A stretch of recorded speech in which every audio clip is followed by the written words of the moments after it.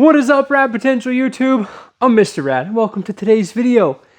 We're going to be tearing down, rebuilding, and reinstalling a Mazda RX8 Rin Assist rotary engine in today's video, using this car right here. So strap in, because this is going to be a long, detailed, every single little nuancey thing that's weird about putting one of these cars together and taking it apart. We're going to cover it in today's video. So off the rip, you guys are going to wonder, what is another Nordic green, which is the best color of RX8s ever. Number one, top tier right here. That's why there's two of them here. RX8, another one, doing in my shop, okay?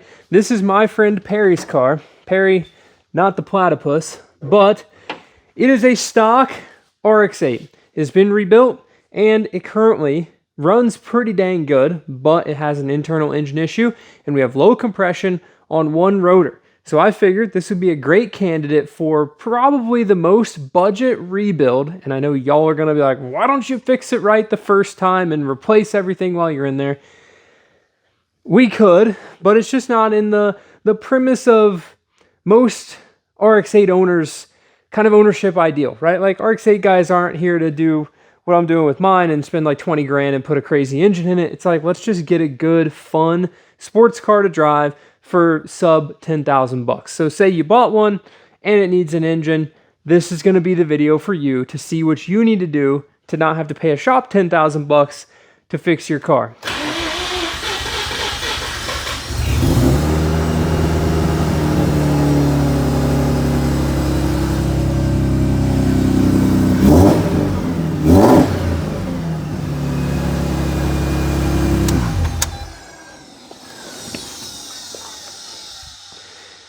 That crazy turbo air fan noise is actually the air pump making a lot of noise. You probably don't hear that on my cars because I've removed all that stuff, but you can hear this thing pretty much fires right up. I mean, compared to some of the RX8s you've seen on my channel.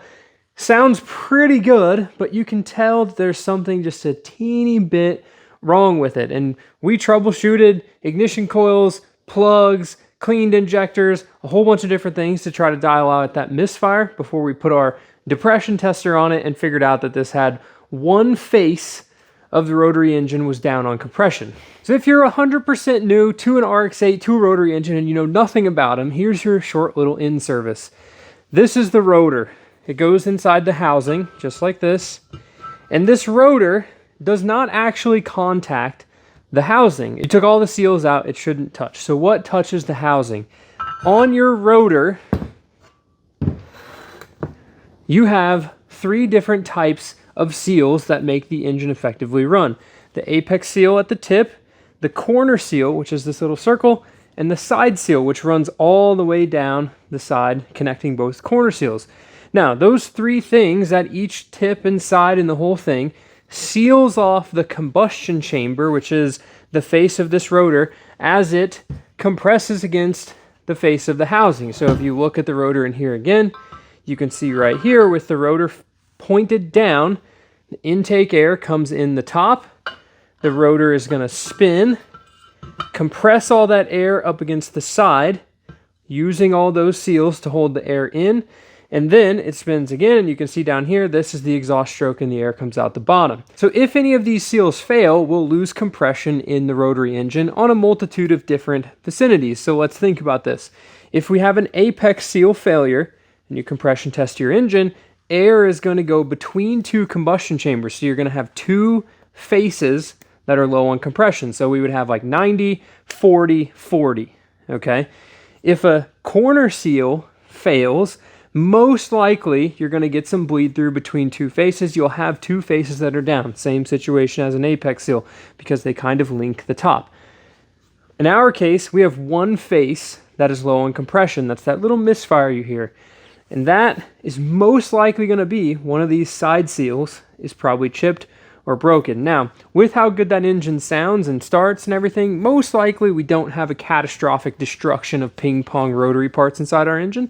So hopefully everything is reusable, and that's where the budget-friendly nature of this rebuild is going to really show through. You know, we're not going to go through and put new apex seals, side seals, springs. We're not going to replace everything in this video because we probably don't need to. That's your little rotary engine in service. You can ask in the comments below. You can do all sorts of questions. How long do these last? will it run forever if we replace it like this, doing a budget rebuild? And the answer is no. But are we going to be able to have fun for a good amount of time with this car, put 15, 20, 30,000 miles on it? Most likely. And I will address that when we get this engine out and look at the condition of the parts to be like, well, these parts I would replace, these parts we're going to keep based on a, estimate of reliability and mileage traveled. And trust me, I know the rotaries don't exactly get a good name. And throughout this video, we'll talk to all the things that cause RX8's problems as we dive in and take this thing apart. So you're going to notice in this engine beta, there are a few things that are changed from a stock RX8. And this car, I would say, was owned by an enthusiast even before my buddy Perry, who bought the car, who is an enthusiast, took ownership of this thing, which is why it has a few neat little mods. So first off, we have a real legit battery tie down, which is nice to see. A lot of these cars, when things come apart, people don't tie the batteries down properly and then they fall over and do all sorts of crazy stuff. And this battery isn't in a factory box, but it is in the factory location. So let's get this out of here. Come on. Nice. Bam. Battery removed. So now we've got the battery out of the way, there would typically be a large air box right here. This is an AEM or an eBay replica of the AEM cold air intake. And what this does ultimately to help the reliability of an RX8 is when you're going to be driving these cars hard, they tend to overheat when you have the big air box here and the factory battery location. The radiator sits right below this. It's hard to get that hot air out. They were designed to have all the air run down the transmission tunnel. So the AEM intake isn't going to get you any more horsepower. You might pick up 5 or 10 horsepower on the top end, but you're actually going to lose generally power under the curve, so to speak. But the cooling benefits outweigh the little bit of horsepower that you will lose. The factory air intake and intake on the engine is optimized, millions of dollars that Mazda spent to make this thing run properly. You're also going to see on this car are these pulleys on the front of this engine, which we'll look at a little bit later closer, but these are underdrive pulleys, and what this is doing is slowing the water pump down in order to put the water pump in a better efficiency range while you're driving on the track. An RX8 redlines 9,000 RPM, and the factory water pump was ultimately designed around spirited street driving, so its efficiency really works well maxing out about 6,500 or 7,000. So when you're on the track, you're living in the rev limiter with a rotary, right? The water pump's just blending up all of your coolant. So we're going to take the battery out. I'm going to remove this pipe, pull the strut brace off, air pump, a few other things, and then we'll jack the car up in the air. Each one of these little rubber lines right here, this rubber line, this one, which you can see where it goes, this is a crankcase vent, and then this bottom one, serve a pretty important purpose for the rotary. So one of these is your oil metering pump vacuum signal, which we'll see later, crankcase vent, which I mentioned, and then the other one is actually called a jet air valve, and it goes down to the lower intake manifold. So you don't necessarily have to remember which specific port those go to, but just remember that you're going to have 3 lines that connect right here. They all just connect into the intake air. So we're going to disconnect the MAP sensor, or I guess mass airflow meter on an RX8. We should be able to pop this intake right out of here, get us some space. It's very important, and I'll show you here in a second, that you keep this screen in your intake when you do an aftermarket intake right here. This stabilizes the airflow for the MAF reading. Creating some space in here, guys. Look at this. Lots of room in an RX8 engine bay. All right. So this right here that I'm removing is called the air pump. Helps with emissions and stuff. You're going to need it to pass emissions, but sometimes these do get noisy. You can replace them, or you can actually delete them and bypass them. But honestly, not too complex of a device to be removing it for simplicity's sake. Wrong side.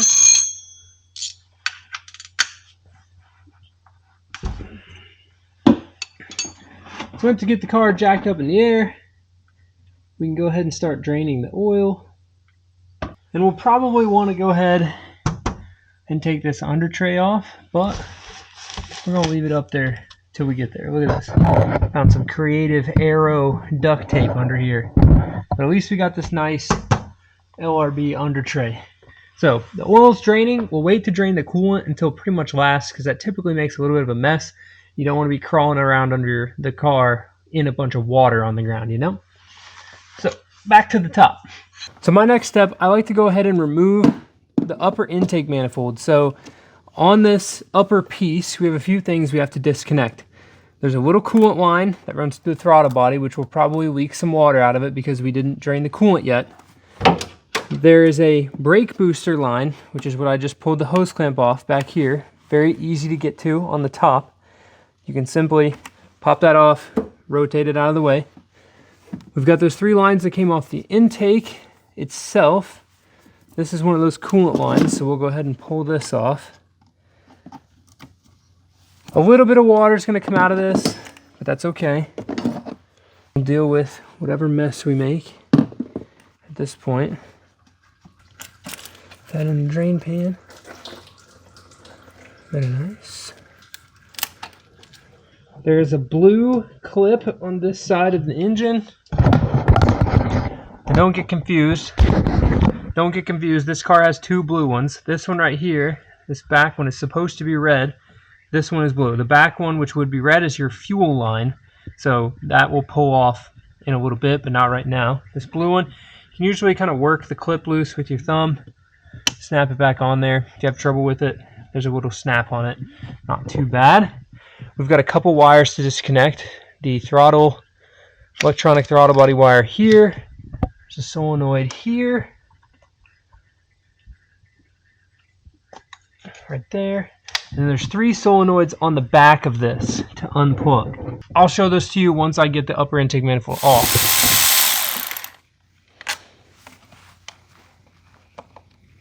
So these are the hard to reach bolts for the intake manifold.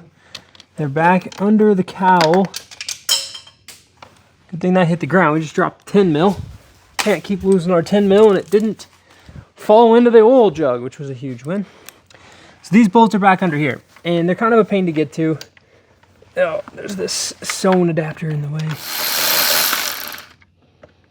And then there's another one that connects the intermediate kind of plastic lower intake to the upper intake here.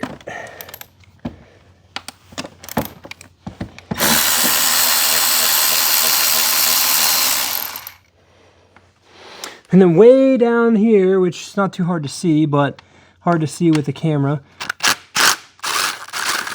there are 2 10 mil nuts that hold the oil filler, which is a part of the upper intake,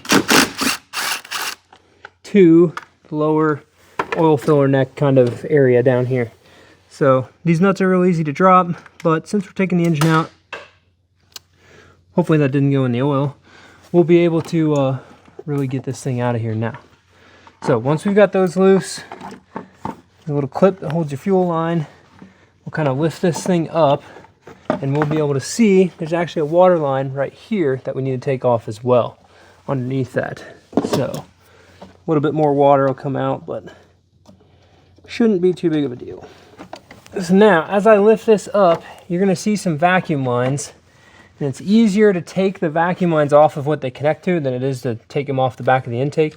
So we've got the air pump vacuum line here, the SSV vacuum line here, and the VDI vacuum line, which is down in there. There's just 3 of them. They should have little paint marks on them. Not too hard to decipher. I'll show you the colors here once this all comes out. Now this should come right out of here. Get it around the little alternator. Up there. Just like that. So, we dump this water off of here. So with your upper intake manifold off, I can show you. These are the 3 solenoids that are on the back of the engine. Right here we've got their vacuum lines, respectively. They'll only really fit one way based on how long they are. So the VDI is the short one, SSV is the middle length, and the air pump is the longer one, and they run to their 3 little respective places. So now we've got this off, we can just set this to the side, And now we can kind of see that there's a rotary engine down, tucked way down into here. Next up, we're gonna go ahead and just pull the ECU cover. So the ECU for the whole car is inside this box. One of the things that we have to do is unplug the engine harness from the ECU. So in here, you've got this big harness right here that comes over to the engine itself. It's 3 plugs starting on the right. Just unplug all 3 of those. That kind of flips the top bit of this harness out of the way. And then there's this big plug down here in the bottom that's super overkill because it only has like 4 wires going into it. This whole harness, just flip that over onto the engine. We'll leave all the wiring on the engine until we get it out of the car. This gives us access to all of the coolant stuff right here, which we'll do kind of towards the end after we like get the exhaust off and a few other small things under the car so that we're not crawling around in the water, you know? Not trying to go swimming while we take an RX8 apart, especially in my nice Hawaiian shirt.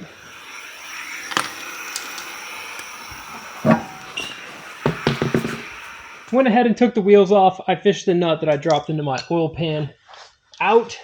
I've drained the oil out of the oil pan, and I'm going to go ahead and just drain the water because it kind of already made a mess. So we're just going to have to live with the fact that we made a mess. There should be on your stock radiator a drain plug like this. And there's also a drain on the block as well. So we're going to drain both just so that we minimize, or I guess make the biggest mess we possibly can right at the beginning. And then we'll just deal with our mess afterwards, you know? Sound like a plan? I think it sounds like a plan. This is where I get sprayed with coolant.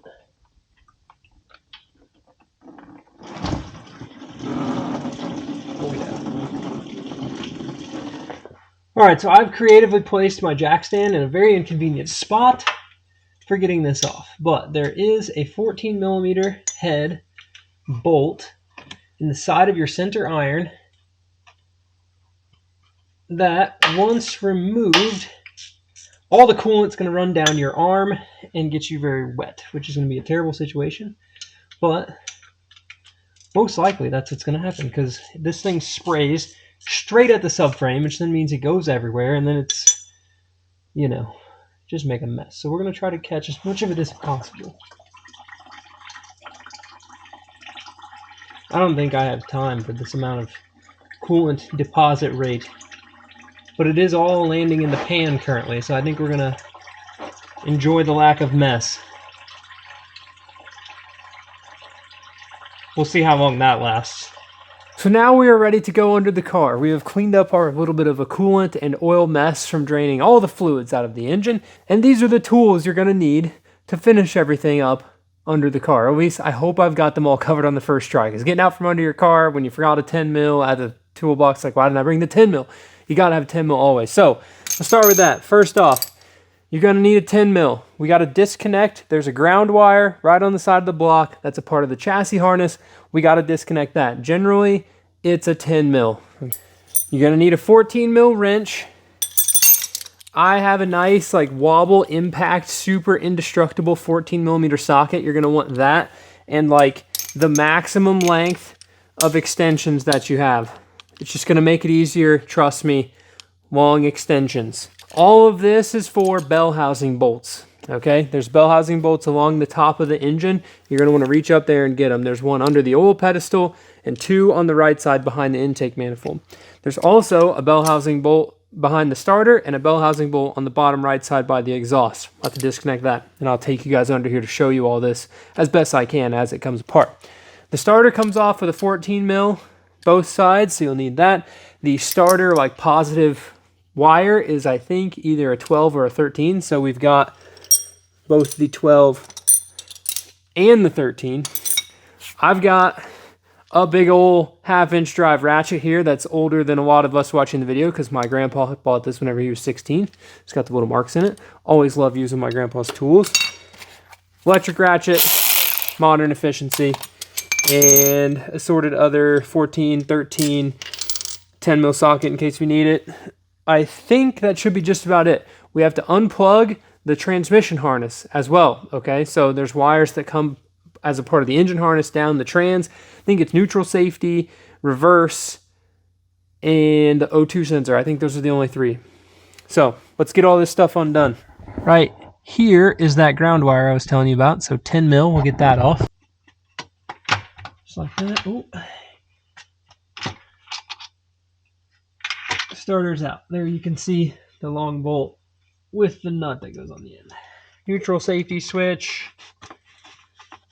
and your reverse switch. Oh, come on. Don't be pesky. If you take your RX8 to the track a lot, guys, these wires will melt. I've melted them a few times on my green car at the racetrack. It will short out your ignition circuit, and then your car will crank and crank and crank, but it won't run. So, common thing. Also, if you pinch all these wires, oh, are you serious? Who zip ties that up there? If you pinch these wires, guys, your O2 sensor wires, it can do the same thing. Your car at home, most likely, will not have this very inconveniently placed zip tie. I get why they zip tied this up here, though, because, like I said just 4 seconds ago, the wires have a tendency to melt down here, so you definitely don't want them touching anything, but there should be a nice factory clip on this that clips into that spot, and it's gone. So this is your transmission harness right here. Don't let it melt. All good. Now we got that done. We can slide over a bit. I grabbed the 17 while I was out and about so that I can take the exhaust off here. Did I not bring a 17mm wrench, guys? I lost my wrench. It's probably in this blanket. I don't know why I'm being bougie today and laying on a blanket. Ow. Funny bone. Not very funny. Oh, it's over here. Normally I just lay on the cold concrete.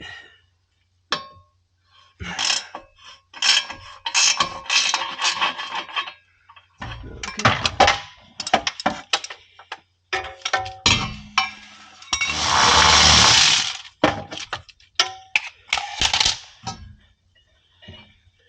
Bell housing bolts are done. So that's all we need to do for down here.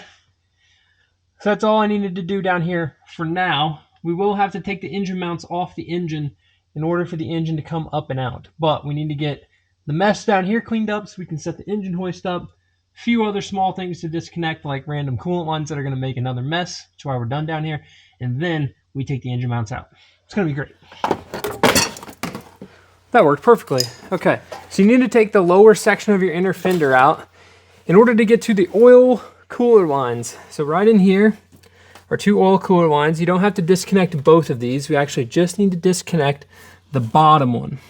Okay, there's a little metal clip on it, which I'll show you here in a second. You're going to pop this little metal clip out. Keep it from going flying across your shop if you're just sending it on this. Right here, you take this little metal E-clip off. E for extremely fun. And then you should be able to just pop this oil cooler line out. Oh yeah, just like that. And most likely, it's going to drip oil. So let me grab it. Nailed it. And it should, if you're lucky and you have a really nice and clean RX8 like this one, that just came off with one hand. So you can see that coming out. You're going to leave the other end of it attached to the engine so you don't have to mess with the other side. The second oil cooler line is up underneath this little frame rail. Same thing, there's a metal clip. You're going to have these wires in the way. Move the wires out of the way. Pop the clip out. Not my finger again. Pop the clip out of there. Just like that. And then these, like the center one, usually isn't that rusty. Drain pan. Reach in here with your hand, pops right out. Drain that oil into the drain pan. Let that rip. Heck yeah. All right. Now it's time to concentrate on this coolant area. And then we have to take the AC compressor off the engine because I'm not going to discharge the air conditioning on this deal. We're just going to leave the AC compressor in the engine bay with the lines hooked up. It's super simple. And then we'll lift the engine out around it. All right, up in here, you pretty much can't go wrong. Just start taking stuff off. Watch out for the oil metering pump lines that do run through here. We don't want to tear those up while we're taking coolant lines off. And most likely because coolant is forever. There will be coolant in these lines. It's going to make a mess, and it's going to be really unfortunate. And we're going to need another drain pan. Gotta love that. All right, guys, Mr. Radvertisement here with a shameless plug for RadPotentialRacing.com. I've got a new product for you. In addition to restock on the Rotary engine organizer trays for keeping these things cranked up, made in the USA, 3D printed, designed by me and my buddy Josh. Or I guess he designed it. I had some influence in how it works. This thing holds all your seals while you're rebuilding your engine. It's got a lid. You can put it all in there. It's shake proof. Super nice piece. So pick one of these up. Our new product is the rotor stand. Okay, so you're going to see me use this in this video. You take your rotor, you sit it on this, it indexes on the bearing while you're assembling the rotor. So putting all the side seals, corner seals and stuff in there before you put the rotor in your engine. It's got some little tips on it, you know, the Rad Potential logo, Castawell Speed logo. Basically, side seal, spring end up, so you know how to put your side seal springs in. And right hand round down for the rear, which is your oil control ring index. I've got t-shirts on the website as well. You can see the RX8 t-shirt here. But the whole purpose of this advertisement is, you know, I want to get you guys a way to support the channel that's also going to help you guys out and not just be a t-shirt for you to wear. So hence the custom parts and stuff, tools you can buy, throw in your toolbox. It's a good way to support the channel and a good way for me to help you while you're building engines. So with that, thank you guys so much. RadPotentialRacing.com. Let's get back to the video. This line has like a low point in it, so you always get some coolant that stays in the rubber hose. Let's get the drain pan. Good thing we finished up under there, because now I have another giant mess to clean up. Sweet. The second big line, this thing's got some Mishimoto upgraded cooling bits on it. So while we're here talking about Mishimoto upgraded cooling bits, let's talk about RX8 cooling. We talked about these underdrive pulleys, which slow the water pump down already. It is not necessary, but helpful to go ahead and get a bigger radiator. Okay, like you don't need it, but the factory radiator is plastic. And they don't necessarily fail, but it's a high likelihood that it could fail. Now, aluminum radiator, aluminium, will be a little bit more durable, but also more capacity. It's just going to help. This car has Mishimoto fans, which is interesting to say the least. The stock RX8 fans, I've never had an issue with stock RX8 fans. So you got to think, your fans are really only working for you when you're going like under 30 miles an hour. So if you're at the racetrack, the fans aren't necessarily doing a whole bunch until you're cooling down in the pits, or if you're like stuck up on somebody's bumper, you know, like a nice Corvette or GTR that you're outrunning because your RX8 is the superior chassis, then you'll need your fans at that point. When you're in the draft, you know, RX8 slow car. Got to be up in there. That one's a pain. We need the Ultra Hand Smasher 9000 right here, which is just a spike hook thing to remove coolant lines. That deal. Super handy tool though. So this car has what's called a SON adapter on it as well. Probably going to have comments on this, asking me what does it do, is it beneficial, should I run one? This little green line right here, which is probably clear and has green oil in it, runs from this tank to the oil metering pump where there's a plate that injects the oil from this tank into the engine instead of using crankcase oil, which is how these cars are set up from the factory. So they burn oil by design, guys. It's supposed to consume a quart of oil every 3,000 miles because of the oil injection system. So what the SON does is puts that clean oil in there, gives you a cleaner burn. I would recommend, if you do have an oil metering pump, the factory one, that you need to run a conventional oil, okay, not synthetic, and you need to change your oil pretty frequently, but also just make sure you have oil in your car. Like, don't run your car out of oil. It drinks it on purpose. So we've got to take this line off, which it's safety wired on. This is a non-factory thing, so we'll have to work around that a little bit.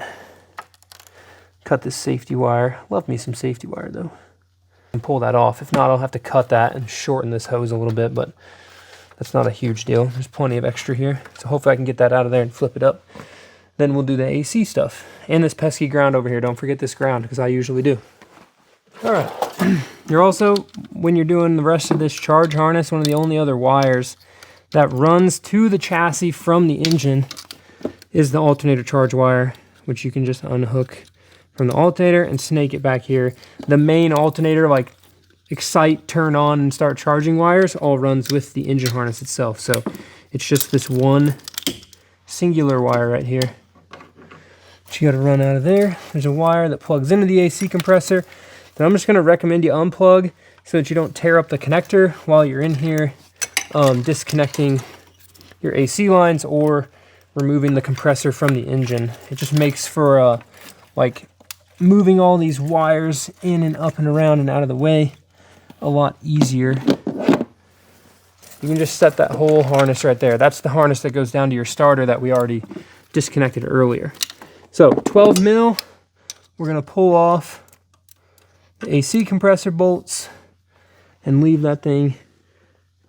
Oh man. So we've got all our bell housing bolts disconnected. The ignition coils and stuff can stay on.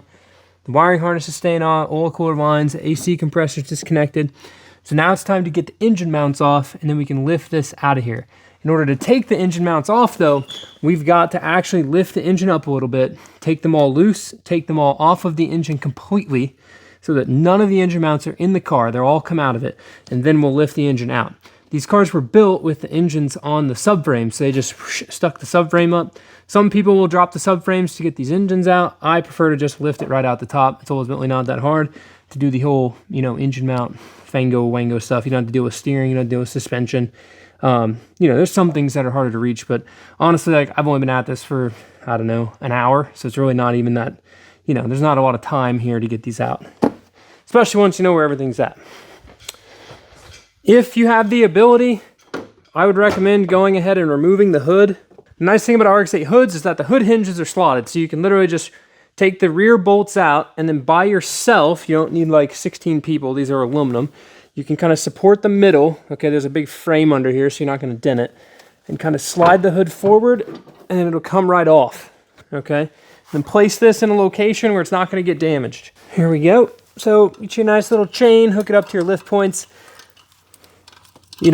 Might make a dig on RX8 or RX7 owners here, but RX8 owners, we keep our lift points on. FD RX7 owners are just like so confident their stuff's never going to break that they take their lift points off because it looks cooler to not have the like engine removal lift points on your car. Now, I don't know where I fit or you fit in that situation. Do you run your lift points? Comment below. Are you a lift points on guy or a lift points off guy? I can tell you, most of my stuff, I feel like I got the lift points on most of mine. Maybe? I don't know. I could be hypocritical though. But I know I'm not an FD RX7 owner, but I think every single RX8 I've ever owned, I've taken the engine out. Most of the time, not because I broke something, but actually because like upgrades in horsepower or an oil leak or something, It's just part of it. Me, Rotary owner, Mr. Rad, I like to tinker. I take apart running cars for no reason, aside from making them better. So we're going to put a little bit of some upward pressure here, just barely. Then we'll need a 14 mil wrench and a 14 mil socket, and we're going to put our long extensions down from the top, undo the mounts, and get all that stuff out of there. I'll show it to you as it comes apart. So there's a top bolt that goes to the rubber mount from the metal mount. That's what we're taking off right now. Then we'll go under the car in each wheel well to get to the actual mounts that go to the body, and then we'll have to take the mounts off the engine block as well. So it's like a 19, a 14, I think there's a few. I think those are the only two variations. There might be a 17 mil down here somewhere, but... So right here is the bolt I just loosened on both sides, the top one. We need to take this 14 out, the 14 out on the front of the rubber mount, and then there is I think that top one's a 14 actually, and then two 17s on the bottom to get the metal mount off the block. Pretty easy to reach it all from in here, but you really want to take this rubber mount out. There's actually a hook on the bottom of the metal mount on both sides that prevents it from lifting off of this rubber mount as well. It doesn't just sit on the top of it. So, fun stuff. It's basically a mirror of this on the other side, except it's shaped a little differently, but the intent is the exact same. This is the piece we're looking for. You got to get this out of the way so we can get the metal bracket off. If you look in here, you can see this bolt right here where my finger's at. Same one, the front, and the top one above the exhaust. On the other side, they're basically in the same position.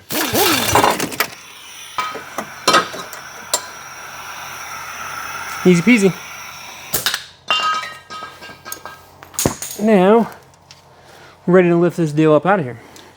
So we're gonna wanna raise this up a little bit and then slide a jack under and put just a little bit of upward pressure on the transmission. It's a power plant frame car, so all we have to do is hit the power plant frame. The transmission doesn't have a, a mount or anything in the midpoint of it. So I just aim for the 2 bolts in the back and put a little upward pressure there. Once we get the engine disconnected from the transmission will rest on the subframe, so you don't have to support it the whole time. You could actually set it down and then roll your car around and stuff, which is kind of nice.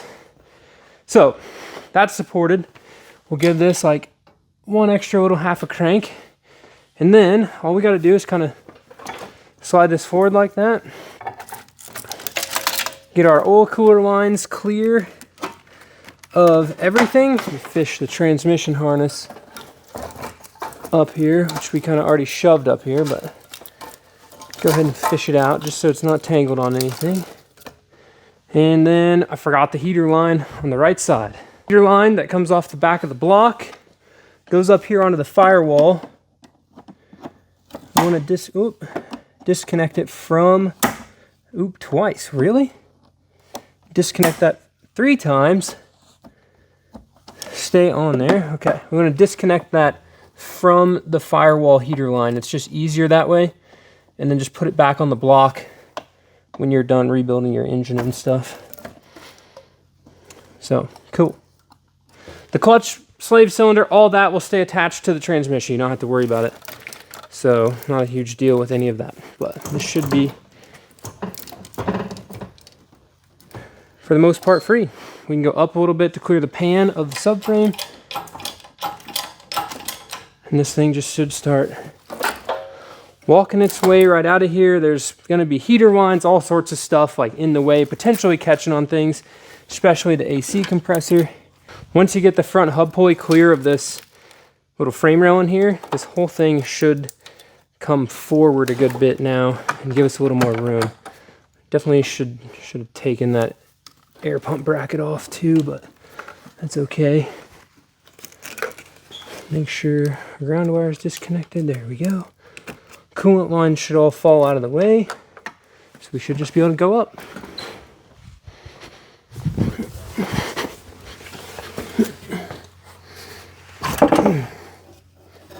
Okay, there we go. The header was caught between the transmission and the firewall, so be wary of that whilst you're removing your engine. Now, we should be pretty much free and clear of everything.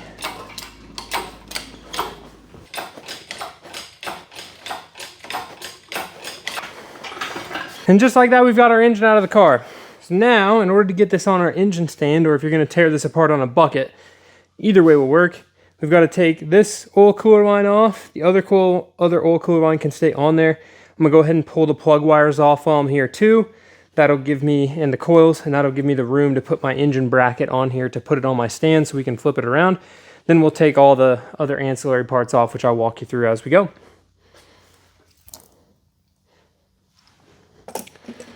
Get the fuel line out of the way, start disconnecting the injectors. These plugs can be a little tricky, guys, so just make sure to be real gentle with this stuff. We don't want to be snapping plugs off the harness. So you're going to see me using the pliers here. All I'm doing is deactivating the little clip on the plug and then gently pulling up on the plug itself. There's no trying to pull with the pliers, really just trying to work the clip loose and then get it off of the engine. And sometimes you'll need a big screwdriver, and we can release the plug with the pliers and then catch just the edge of it and pop it off. I call the harness the spider because it's just a big spider web of wires. There's no like reasonable organization to any of it.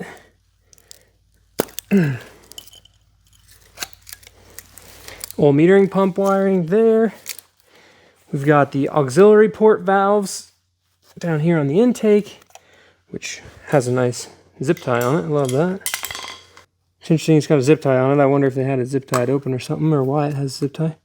Or if that's just to see if it was working at some point. The last couple injector wires. This is literally the lightest amount of force ever, guys. You just want to barely pry on this stuff. You don't want to break it. Breaking this off would be a pain in the butt. And honestly, what I should do real quick, and what you should probably do, is label these plugs. They are pretty easy to get them in the wrong order. And you don't want to get your secondary injectors in the wrong order. There we go. Nice. Now this whole thing comes off. Spider web. Gone. And everyone says these engines are complex, like vacuum systems. Literally, guys, there's 3 vacuum lines. One goes to the VDI, the SSV, the air pump up here, and then you have these short little vacuum lines that run the oil injectors, and that's literally it. There's like nothing to these things. They just get a bad rap from the FD RX7, which has like an insane rat's nest of stuff going on.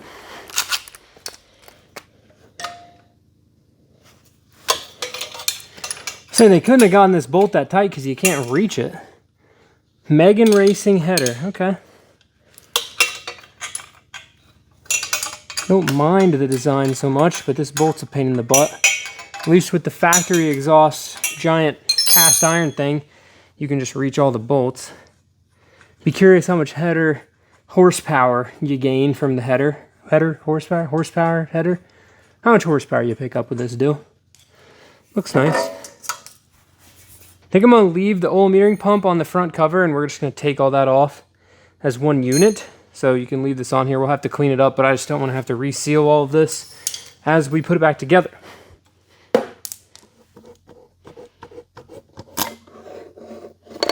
Nice. No carbon buildup in there. That's a win.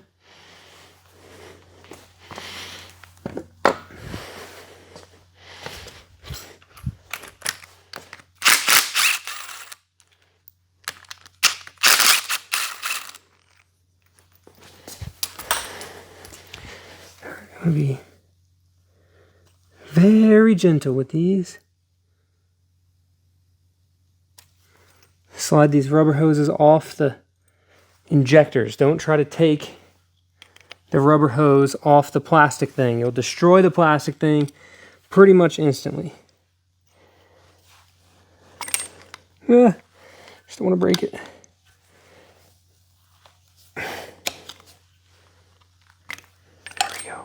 The oil metering pump little spider thing. We got multiple spiders in the RX8 engine. Primary injectors. There's still an O-ring in there, which I'd like to retrieve. So these little injectors are what shoot the crankcase oil into your engine, like I was talking about earlier. The oil metering pump system, that's what all of these are. On a Series 1 RX8, which is what we're working on, this is a 2004 model, you have 4 oil injectors, and on the Series 2 RX8, you have 6. They put an extra one in there. Extra lubrication, albeit if you keep your oil clean, guys, on these, they generally last a pretty good while. As far as like just longevity. You know, I've seen RX8s run 150,000 miles, and I know all you piston guys out there are going to be like, oh, 150,000 miles is nothing for my junkyard LS motor that makes 4,000 horsepower with a giant turbo. It's like, well, you know, it's a different application here. Rotary engine versus LS engine. But yes, these do expire quickly just because it's a high wear. Just it is what it is. The thing that I would say, though, is it's just like reliability with a deadline. Like you have no reason that this isn't going to break, or that this is going to break, I guess, at every 25,000 miles. It's just like, hey, you know, we know that these work for X amount of miles, and they're going to be very reliable for that long. So, just part of it. Yep. All right, sweet. So, from here, oh, I missed something. Got to take off the rotor coolant line on the back of the block, you know. I forgot this on Buzz the other day, putting it back together. And I had to get back up in there while it was it was already in the car. Had to get back in here to put this line on. So that was good fun. Okay, from here, we've got to flywheel, front hub pulley, oil pan, front cover, tear the engine down.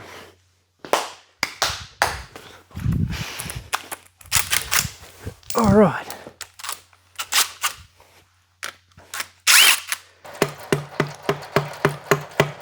Did we not drain the oil out of this? How is there this much extra oil in here?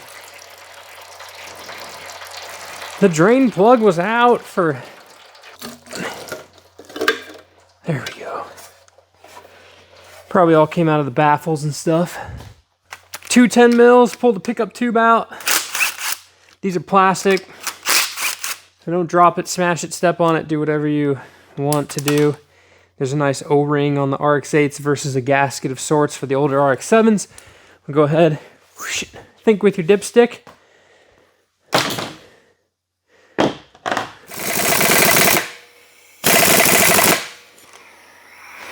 Not that I expected anything less.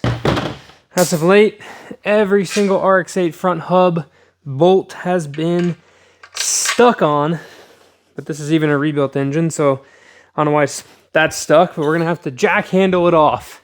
So this is called a flywheel brake. You can do this with a few different methods, a wrench, all sorts of different things. What this does, it's gonna bolt on to the back of the engine and keep the flywheel from spinning so that I can loosen that nut with a big old breaker bar. I just made mine out of an old flywheel and some square stock, nothing really too special. You can literally just buy this tool online. There's a bunch of different companies that make one. That's gonna hold that piece, and I need my jack handle. We're really close to the car here. Why don't we slide over here, try not to make a big mess. Okay, now, a controversial topic in my videos is why don't you push down on this instead of lifting up? Here's why. If I push down, as in, we're all the way over here, right? And I'm pushing down on that, there is 6 or 8 extra inches of a force on the engine stand trying to rip the engine off the engine stand, okay? I have ripped engines off the engine stand. I've broken the front iron, all right? These castings aren't that strong. The reason that I lift up, and I'd recommend stepping on your impact, is the moment of force that I'm putting on this bolt is the same, whether I push up or down, okay? But the moment or the amount of force, the rotational force, me trying to rip this off the stand, is lessened on this side by this distance times 2, because I am canceling that distance out. The leverage, you know, me lifting up, canceling out, is twisting this way versus twisting that way, so there's less force, you know, on the engine stand itself. Because I don't want to rip this off. I just don't want to break the iron. Like, I've broken 2 of them, I think, getting this bolt out of here. So, simply just going to lift up gently till this thing comes loose. Whew. It's a tight one. Just like that. And what that does, we just don't want to rip it off the engine stand. If you don't have an engine stand, you don't have this, you're going to have your buddy, like Miley Cyrus, wrecking ball this thing, try to hold it. Or if you don't know if that's going to come loose, highly would recommend honestly doing this. If you know you're taking your engine completely apart, before you even remove the engine from the car, you could have somebody hold the brakes and you break that nut loose in the car. Maybe that's a better, you know, option. I'm here by myself. I've got a flywheel brake my engine stand, done probably 40 of these engines. That's the method that I've come up with. Straight old big breaker bar jack handle trick. 14 millimeter gets your clutch off. Make sure you keep those bolts separate. They are fine thread and they do not go anywhere else but in the clutch. Don't try. They're just not the same. They're their own thing. Nice, somebody paint markered all the clutch and flywheel stuff too. This is probably a 13-pound flywheel based on the amount of holes it's got in it. If I had to venture a guess from my semi-expert experience with lots of different rotary engine flywheels and having tried different weights and all sorts of stuff. So that's a cool thing. The socket for the giant nut is a 2 1/8. I recommend getting a 6-point socket. I think the other metric size is 54 millimeters.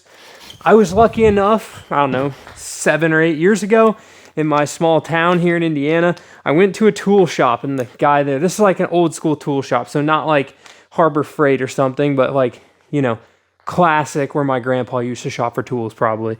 I rolled in there, and this old guy at the counter, I just, you know, some people like to browse. I was on a mission. So I rolled in, old guy at the counter, I'm like, hey, I need a 2 1/8 or a 54 millimeter socket, preferably 1/2 inch drive.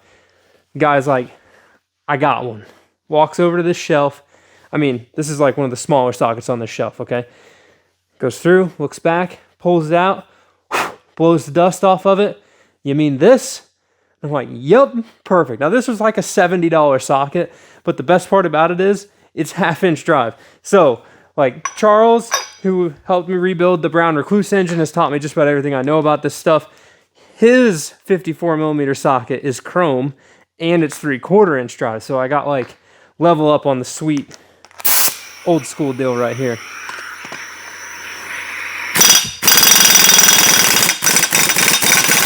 I've never Loctited one of those on, but hey, if you don't want it to come off, Loctite it. So another really fun topic of conversation about my methods for taking engines apart is how I get these flywheels off. So this one is a lightweight counterweight with a lightweight flywheel, or I guess an automatic counterweight with a lightweight flywheel. These can be a little bit more of a pain. I've seen people use pullers, all sorts of weird stuff. However, if you take a hammer, and here's the controversial part, right? And you bang on the flywheel, don't hit the clutch surface, okay? We're not trying to put a dent right where your clutch is going to engage. We're smarter than that.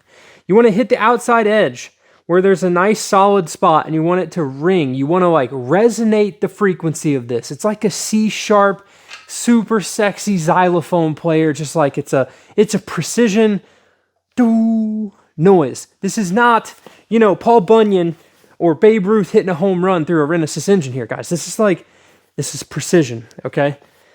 The controversial part is, does it hurt the end play setting on the front of the engine? Never had one mess up my end play because of this. We want to hear it ring, and that's what we're going to get. The ring should, oh, it didn't.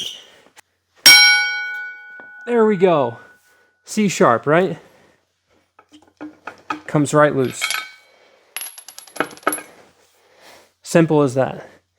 Like I said, it's not a home run, okay? We're just popping it off. So at this point, I'm gonna bring you guys in close, which means you get to see my dirty hands because this engine's dirty. But I want to show you some things. So right here there's a keyway. You got to get that out. Don't lose it. Also, don't like hammer pry. Just a nice gentle pry. You can see now we have end play in the E-shaft because the front hub bolt is loose and the rear counterweight is off. Now we flip this guy back over. And we're going to disassemble the front of the engine. Somebody got carried away with some RTV in here. Look at this. Why do you RTV the front hub pulley? There's an O-ring in here. Right there. You just replace that O-ring, guys. No reason to glue your front hub pulley in. This is a thermal pellet delete right here. There's actually a thermostat inside the E-shaft that controls when the squirters that are in the E-shaft, which I'll show you, it like restricts oil so the combustion chamber gets hotter faster. Really good function. There's a spring in here. Don't lose this spring. You need it. Those two studs we can leave on there.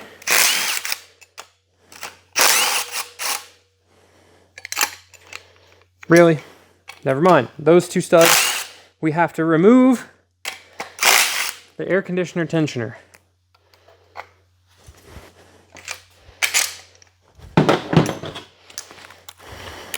Always, always, always, always remove your crank trigger.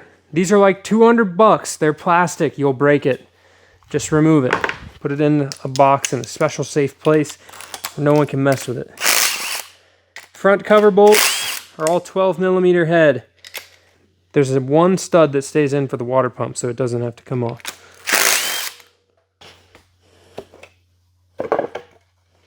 This should have a metal gasket under it. Nope, it's got a, yeah, it does. Okay. It tripped me up because somebody put some red RTV on it, and you shouldn't need to do that. We're going to replace this gasket because you don't want this to leak. This is a real pain in the butt to fix this oil leak. This is your oil metering pump drive gear. There's actually a key that's in here. It came out inside the stationary. It came out inside the front hub, so it's already on the bench over there. This is the oil pump itself right here. Drive gear and chain. Usually they are this loose, even when they have super low miles. I don't know why. Guess they don't really need to be tensioned, or it's the only chain. This is like the most complex moving part of the whole engine right here. 10 mil head bolts underneath this. You need a wrench. Don't be worried. Do not take this nut off. You can get these out without taking that off.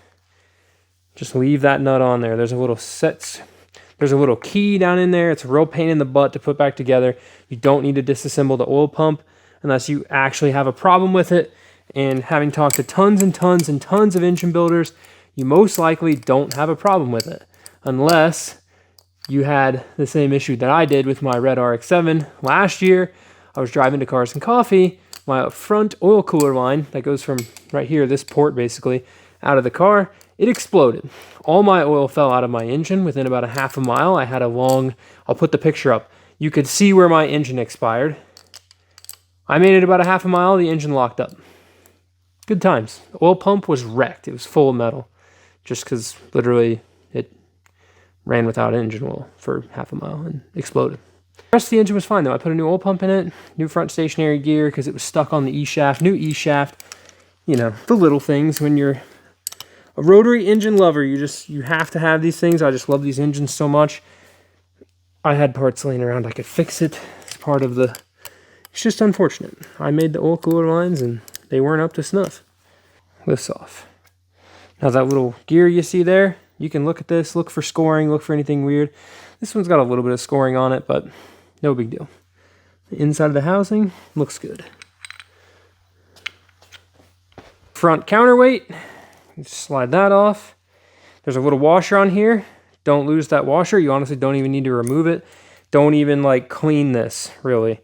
Your Torrington bearings, unless it's all rusty and nasty, you can pretty much just put this stuff in a box or a bag and then take it back out, put some oil on it, and put it back in your engine.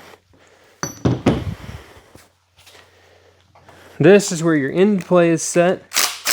You do not want to crush these Torrington bearings, which is that cool needle bearing thing that I just removed.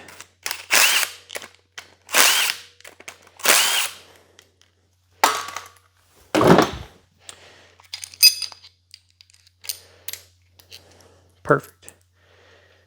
Pull this off. Oh, look at that. That needle bearing just fell apart. See that, guys? See all those needles? Good thing we caught that. That's not ideal. We need to get all those out of there before they end up somewhere in the engine, and we don't want that. Okay, I'm going to go ahead and... Can I get the front stack gear out of here so I can dump this out? Nope, I can't. Let me bring you in close. See how the needle bearings all fell out of that Torrington bearing? Got a nice pile of them. That's new for me. I've never seen that before. Oh, that washer is stuck on there. Oh man, that's got some grooves in it. I wonder how long those needle bearings have been shot. That washer's stuck on there pretty good. Okay. So I'm going to go ahead and strip the rubber washers off of these tension bolts. You got to do that anyways. You're going to replace those when you put this engine back together. So might as well be ahead of the curve here. Oh, nice. Dropped a corner seal out of it. Okay. Side seal. So one of the most important parts when you're going to do one of these budget rebuilds, okay, you want to put all these seals back in this engine where they came apart, all right? Because they're all clearance to fit where they came out. So I'm putting these seals back on the rotor real quick, and then I'll bring you all in closer, and show you exactly what I mean here, okay, before I lose them. Rear iron looks good, looks in really good shape. I can't remember, I'll have to go check the video, if it was the rear rotor or the front rotor that was having issues. What we want to do is we want to find an indexing mark to use. I like to use the big barcode right here on the gear side of the rotor. We're going to call this apex seal number 1, and then we're going to go clockwise, 1, 2, 3, which means that, you know, this corner seal, this little corner, the apex seal, all that's going to go in my tray over here for the rear rotor as number 1, which I'll show you the trays here in a second. So this side seal, 1, 2, that's its index. We're going to take that, we're going to put it in the tray in the 1, 2 spot. All right, this one is 2 to 3. Goes in the 2 to 3 spot. This one is 3 to 1. Goes in that spot. This apex seal right here, this is the little corner piece. Don't lose these. We're going to put this one, which is 1, in the number 1 spot. This corner seal and the side of the apex seal, the tip, goes in the 2 spot. Kind of get what I'm drilling in here. The springs that come out of all this stuff can go back in anywhere. You just want to make sure the seals go back in the right place. RX8s have these little metal corner seal inserts. You see the corner seal spring there. Like I said, the springs, not that important. Everything else is that important. Make sure you get it back in the same place if you're doing a budget rebuild. If you're going to rebuild the whole engine with all new stuff, take all this stuff and throw it away. You don't need it. Now, this little tool is just a simple bolt welded to a piece of like printer rod or something, solid bar stock we had laying around. Charles made this, and then I acquired it because he built himself a newer one. And then I welded an end that threads into my slide hammer. These are your dowels. This is what holds and pins the whole engine together. They slide in here. They're very, very tight tolerance. They don't have to go back in the same hole, but they do hold the housings and the irons together. They are threaded so you can remove them. Sometimes though, if your engine is cooked, like the Brown Recluse engine was, these can be hard to get out. Woo. Throwing stuff. Now that the dowels are out, I'm going to be able to spin this housing. Okay. Just like to break the seal with a little bit of RTV and stuff, the coolant seals. Slowly lift this up so the apex seals don't go flying. Okay, they are all spring loaded. They're probably still going to kind of go flying, but you can at least somewhat control how far they go with your fingers. There we go. All right, housing's out. Apex seals, I lost one of them down into the coolant jacket right here. Don't fall all the way in. So this is the number 2 apex seal. It's very important that you keep the apex seal itself matched with its little corner piece. They'll wear at the same rate. Almost more important than even getting the corner seals numbered and in the right space. You really just want to make sure your apex seals stay matched up just a little bit so that I know which way is down. I know that that corner seal just fell out, but this will be number 1. I'm going to go ahead and lift this off, or I guess number 4 for the backside. And we should be able to make sure that we get all those in the right spot. So this is 4 clockwise from the backside, so this way.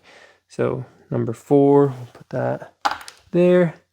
This is 4, 5, 5, 6, 6, 4.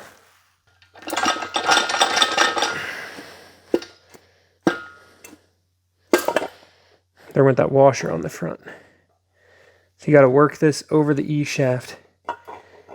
Hopefully the E-shaft just stays right there. All right. Do we have any parts stuck on here? Oh, I'm going to trip. Oh, no, there we go. Okay.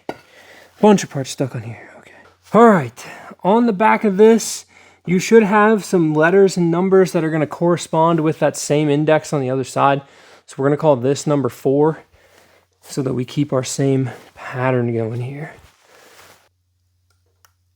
There we go. Pull this off slow. These apex seals are still going to try to fall out, if you remember.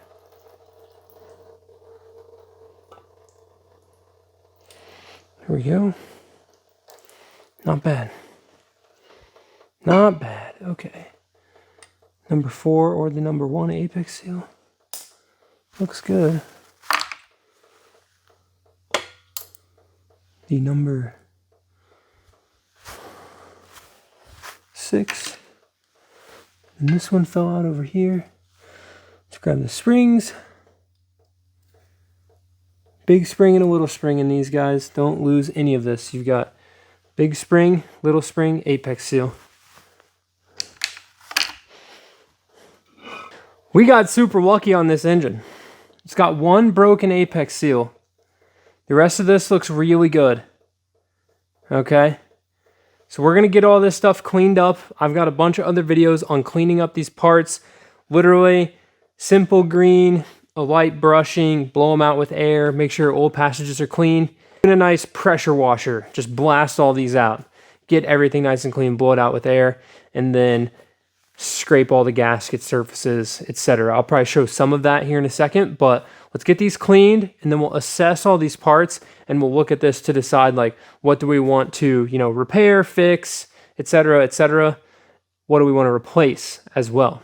So let's take a look. So we finally got the RX8 engine all cleaned up. We've got a few things that we need to change and replace before we can go and stack this thing. So let's just run through what this looks like. So tension bolts cleaned, injectors, stuff like that laying out, the spark plugs from the engine. I wiped off and cleaned off all of the nuts, bolts, eccentric shaft, you name it, just keeping everything clean. Gone through and cleaned up all the corner seals we're going to reuse, springs and stuff laying in here, oil control rings, everything's ready to go. Rotors are clean, ready for seals to be put in them. And then I kind of refuse to paint engines, but this engine was already red and black, and I didn't really want to strip it all the way down back to bare metal. Like, I normally like to just leave engines bare metal. They're just easier to clean.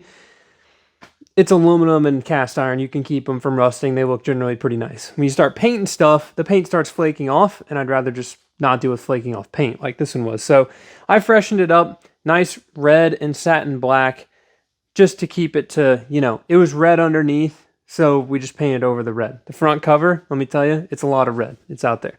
But we've got to put a new front stationary gear bearing in this front stationary gear. So this would be a great time for you guys. Pay attention so that if you have to push bearings into your engine, I'll show you guys how to do it. Now, I do have a press here that we're going to use, and you may not have a press at home, and then you're going to want to get the proper bearing pusher tools. So this piece right here, mine's from Pineapple Racing, which doesn't exist anymore as a company, but you can change this little end out for a rotor bearing versus a stationary gear bearing. On an RX8, there is a set screw up in here that we need to take the set screw out. It's a flat blade screwdriver. They can be a little tricky to get out. So usually I can get these by hand. I might have to put this in the vise.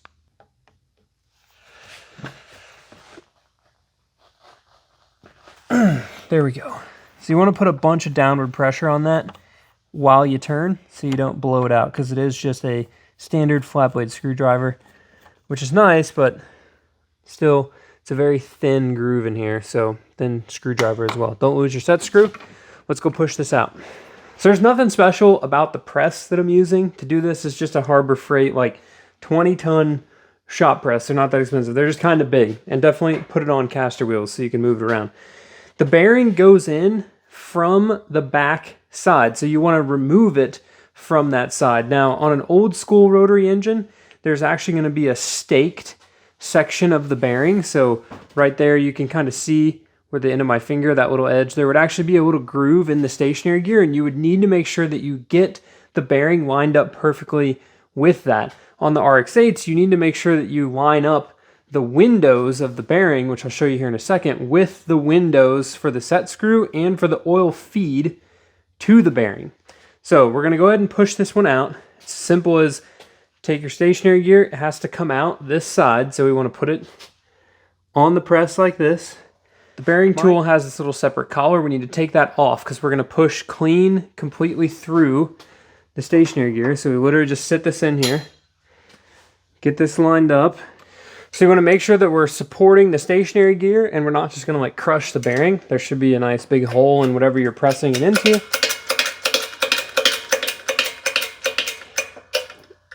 Get a little pressure on it.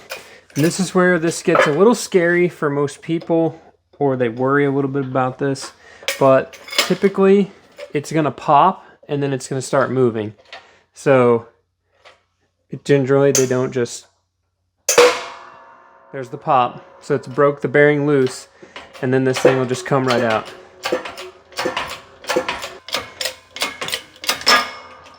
Nailed it.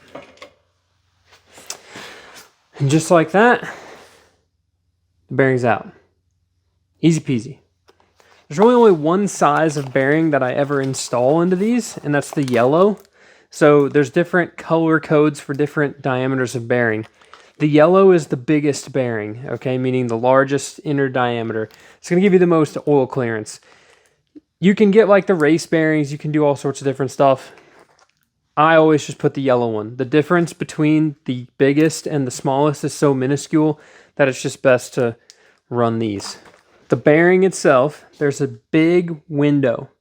Okay, the big window is going to line up with the oil feed hole. Now, I always like to line that up, and we got to make sure that the stake, this little notch, is going to be on the top side. But we'll line that up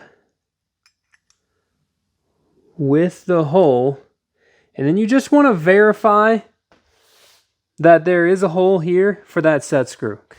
So the bearing tool will go together like this. Now there's a ledge, and that little ledge will fit on the bearing like so, and that's going to keep you from pushing the bearing too far.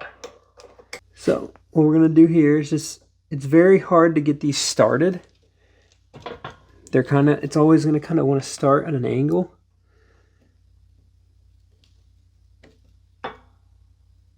And you don't want to gall up the bearing trying to get it going. So I usually like to just try to get it as straight as I can by hand. And especially these like cheaper presses, you know, have a little bit of, they're just not quite perfectly straight either.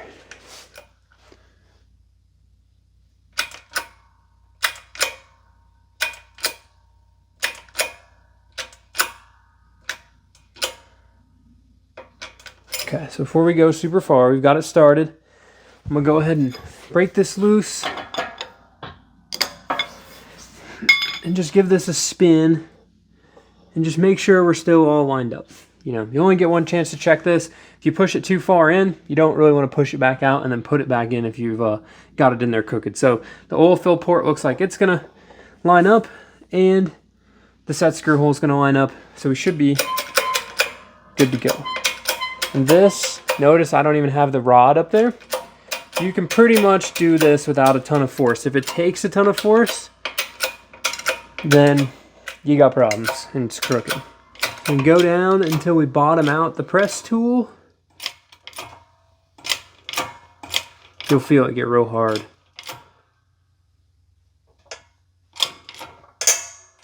Boom.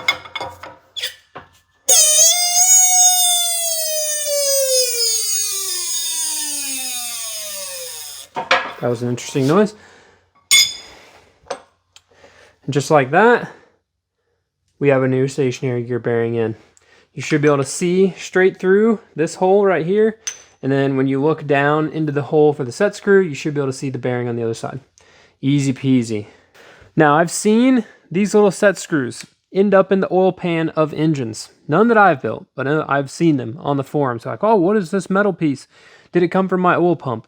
So I like to put, especially if I do put new bearings in, I don't use Loctite like red, because then you'll never get this set screw back out. But I'll just put a dab of Thread Locker Blue on here. You're not trying to, you know, set the world on fire with how tight you can tighten this set screw. But just snug it in there. The Loctite will hold it. It technically shouldn't be able to come out because of how it sits in the front iron. But I have seen them out. So just be aware that, you know, good snug, a little bit of Loctite, easy peasy. You can see how the front iron is actually going to overlap that, so it shouldn't pop out. But that is bearing install. Now we're ready to assemble the rotors and stack the engine. So we'll go ahead and start with the front rotor. We're going to start assembling it, putting all the side seals, corner seals, springs, the whole deal, oil control rings in this rotor.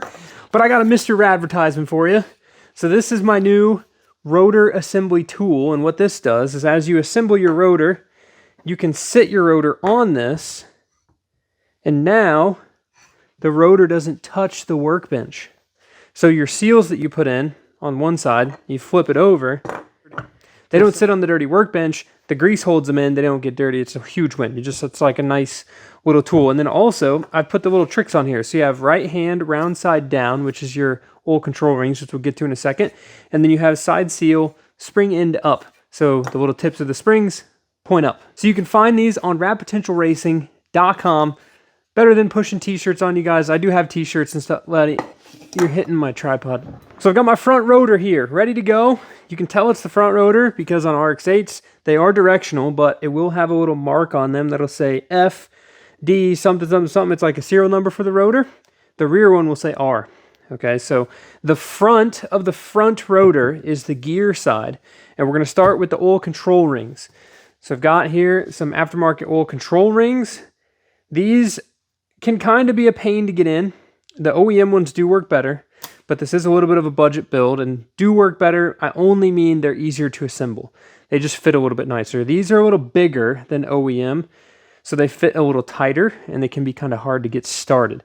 So we're going to put some oil on these, and then we're going to assemble them into the oil control ring cases. So the oil control rings, there's actually 3 different types on an RX8 engine. You have the scraper rings, which are these solid outer ones.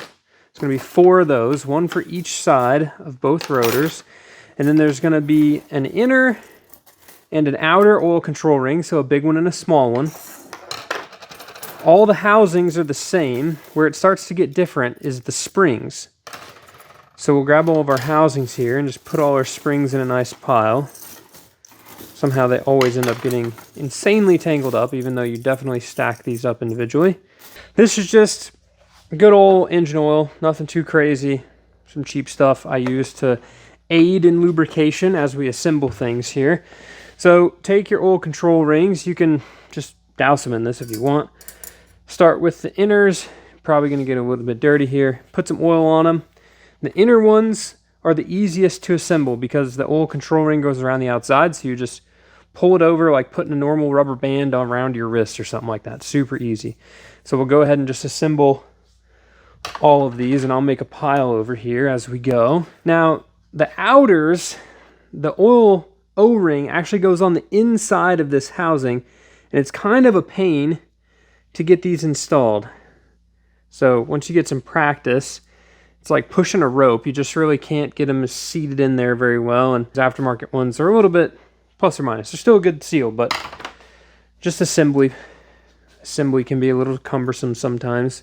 So now we're ready for the front of our front rotor, and we've got to find the right spring. So for the front of a rotor, you're going to find these oil control rings, and in your left hand, or I guess on the oil control ring, there's a round edge and a square edge. I'll put a close-up picture of it on the screen. If you put the oil control ring spring in your right hand, the round edge will point down if the spring goes on the rear of the rotor. So we don't want this one. And if you put them in your left hand, so they're 2 different springs, the left hand one, round edge down, and the left hand goes on the front.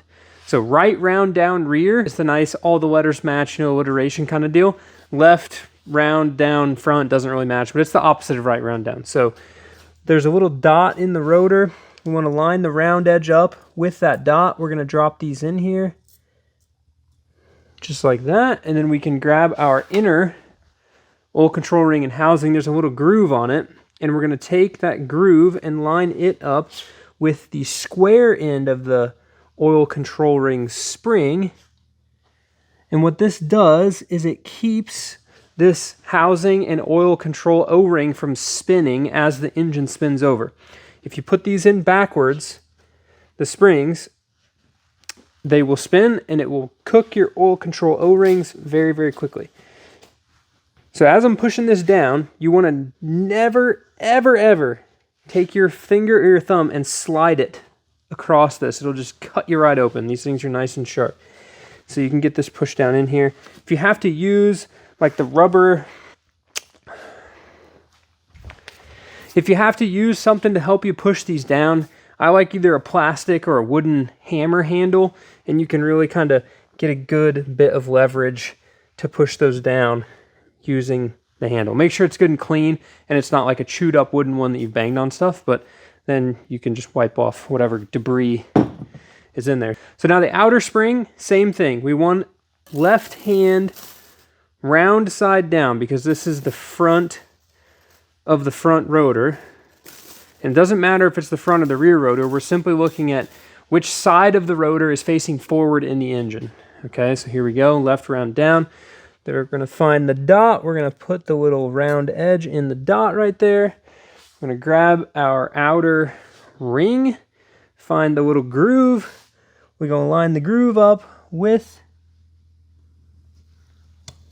the end of the spring and push this deal down in here.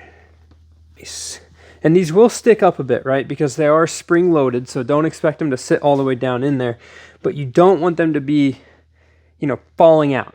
Okay, the O-ring should be seated all the way down. The casing can kind of ride up a little bit. Now, the outer ring, I don't think these springs are directional. I usually just put them so the tips face up.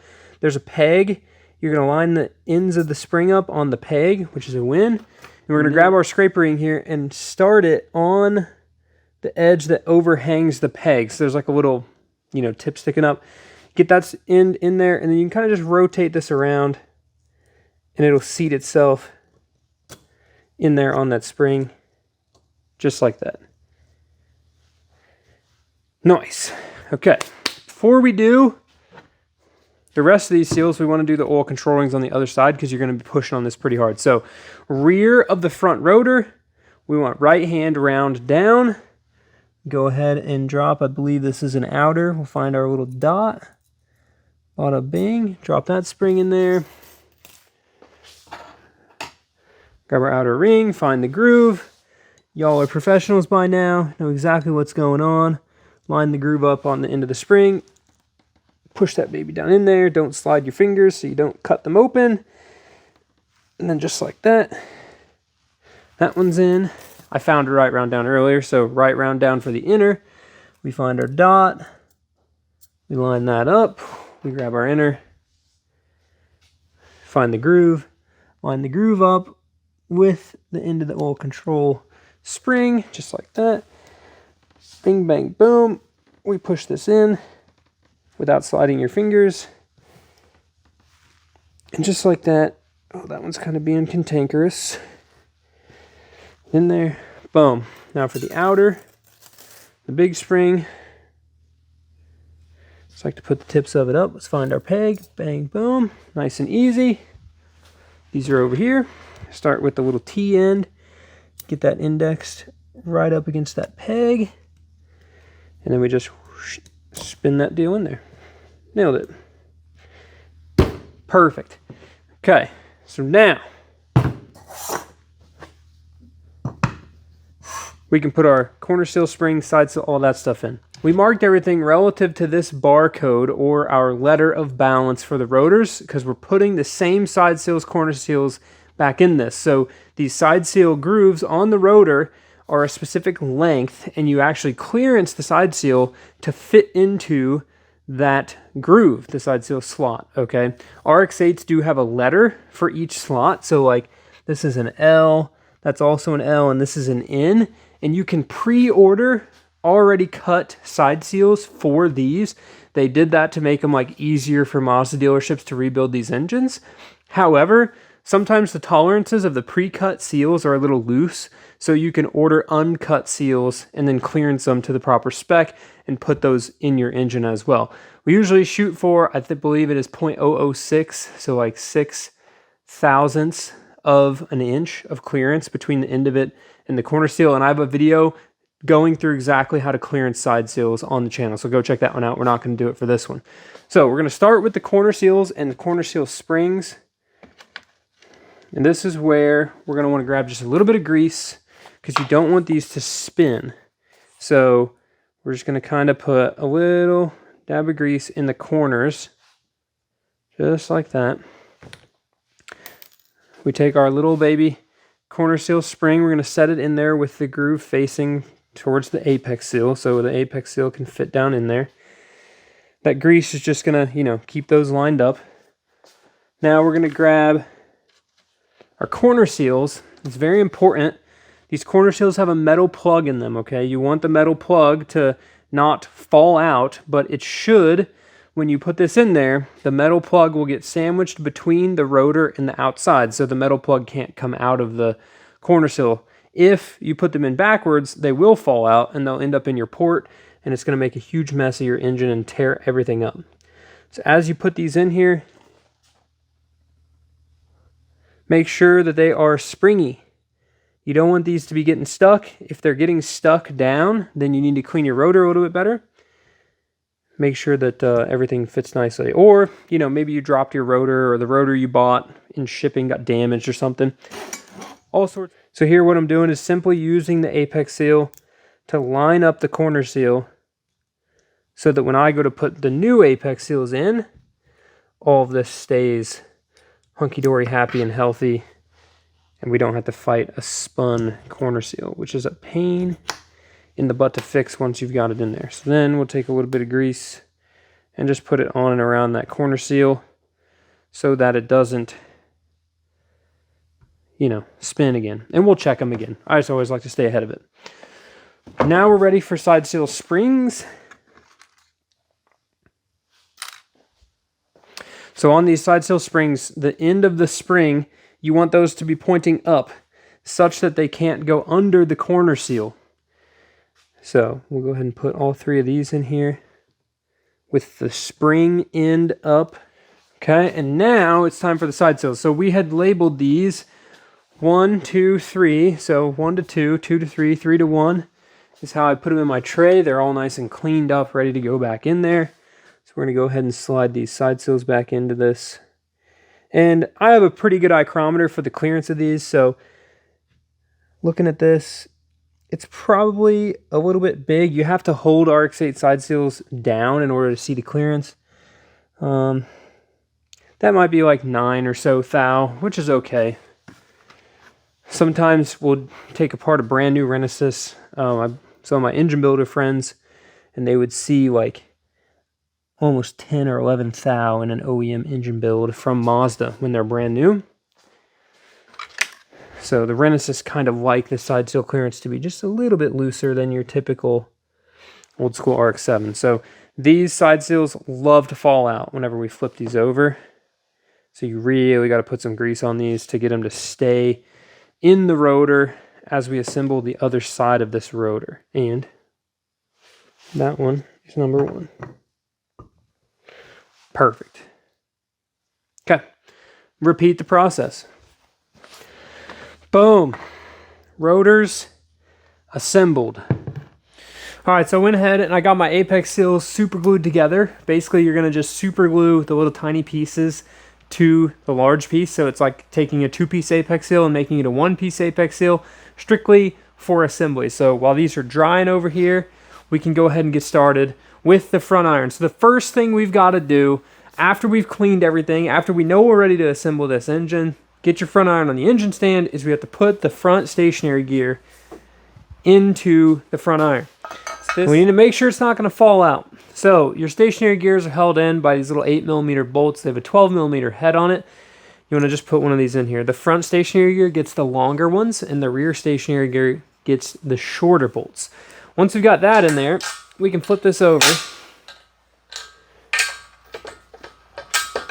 And we'll give everything a like last minute wipe down as we're putting it together, but we're basically ready to start building and stacking the engine, which is super rad. So here, just put a little bit of oil on the face of this. Not a ton. Don't like douse this in here. You just, better than brake cleaner, clean metal, right? And we're ready to put the rotor on here. So our front rotor that we already pre-assembled, already looking sick, ready to go. We're going to go ahead and set this on here. The gear side goes down, and you don't have to really, I mean, you're just going to center this up on the gear and then push it up. So kind of lay it down on the iron and make sure that it's centered. Now, if you put it on there and it's off center, you can simply just slide it over until you get it right in the middle. Make sure none of your seals fell out Remember, we assembled these with the grease to hold everything in, so make sure it's all in there. Now we're ready for the eccentric shaft. So you can build your engine with this backwards, so make sure that you get the eccentric shaft in there the correct direction. Centered up. Drop this dude in here. Come on. There we go. At this point, you're going to know if you have the front rotor timed wrong, because the E-shaft basically won't go in, or it won't be pointing, you know, straight up and down with the rotor pointing straight up and down. So now that we're here, we need to make sure that our corner seals on the bottom are all still straight. So when we go to push the apex seal down into the rotor, it doesn't get stuck. And then we have to take them out and take the housing off and get, you know, basically go back to where we're at right now. So let's make sure they're straight. And then we don't want to spin this at all once we get those straight. So, and I'm just using an old apex seal to do this. You could even use one of your brand new apex seals that you're going to be putting in your engine, or the used ones that came out of it, whatever you've got. If you're just watching this video to learn how to assemble one of these things, maybe you had to take yours apart for a coolant seal failure and it didn't need apex seals or anything. Keep in mind, guys, in this engine, the only thing in here that we've replaced is springs and apex seals. So next up, we've got to take our housing and put the coolant seals in it, and then the dowel pin O-ring, so that we can put the housing on the engine. So we're going to grab our housing. These are freshly painted bright red. We want to go ahead and just make sure that you know which side you need to build first. So the exhaust ports of the housing, you know, on a Renaissance, they're closed up, face to the left on the camera. So this is going to go on here like that. So then we're going to put it on the workbench. So we put the coolant seals in the correct side to put this on. So I use Permatex High Tack to hold the coolant seals in. It's a little bit aggressive as far as, like, a lot of people use Hylomar, Vaseline, different things. And the intent is you just need to hold this coolant seal right here in this groove. I'm going to put it in here dry just so you can see. You need this coolant seal to stay in here like this and it not fall out whenever you turn this upside down to put it on the engine. Okay, so as you can see, that one stayed in. Actually, it came out right here reasonably well with absolutely nothing on it. So, you know, use what you like to use. I've been using High Tack for forever, and I don't even, you know, I use it because Charles used it, and he's who showed me how to build these engines. So we're going to go ahead, and I use this little syringe to apply it into the groove. It just keeps things clean. You can get like 50 of these syringes on Amazon for like $2. And basically we're just going to, not generously, but put a light amount of this High Tack in the groove as we go around here. You'll kind of get the hang of operating the syringe because it's a pain in the butt. Oh, they like to get sticky because this high tack is sticky. Sweet. Put a little bit over here by the dowel O-ring as well, just to hold the dowel pin O-ring in there. Okay, squirt that out. Pull this back so it doesn't glue my syringe shut. Now, on the orange inside coolant seal, there is a place where they glue these together to make it a circle. You need to put the brake in the seal at the intake port, okay, because this is going to be the coldest section of the engine, so it's less likely to come apart right there. So always line those up with the intake port. On earlier 13Bs, the intake ports and the coolant seals can be in the actual iron itself, so it's very easy to just like line that up with the actual intake port. On the black and white seals, the outer, okay, the white edge is vertical, the black edge is the flat face of it. That's what you're going to see. You want to make sure you don't get these twisted, okay, and that they all, you know, the inner ones are going to be about impossible to twist. The outer one, very easy to have it like flip over and go sideways and do all sorts of weird stuff. So you got to just keep your eye on that, and you may have to kind of stretch these a little bit to get them in here.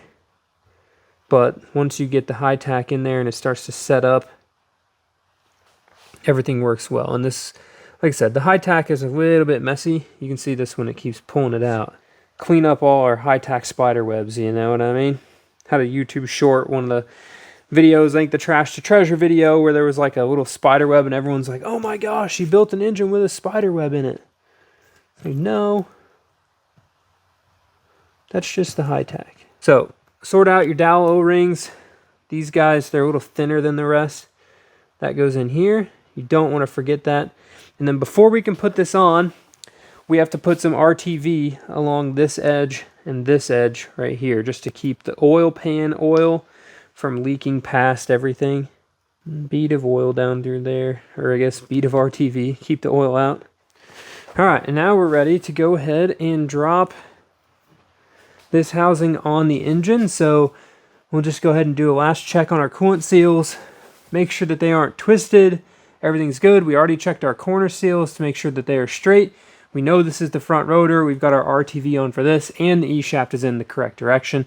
So we're ready to go ahead and set this guy on here.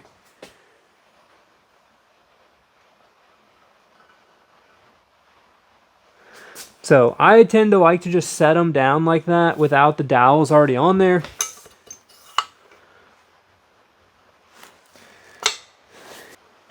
There we go. Perfect. Nice. Now we're ready for apex seals. So I like to, you start the spring into the apex seal, and you don't want to push down on the apex seal. You want to actually push down on the spring so that it doesn't come off the apex seal. Once you get it started, there's a second groove in the apex seal for the smaller spring, so we're going to go ahead and get that snapped into place inside the big spring, and then push down very gently. You shouldn't have to force this, it should just go right in.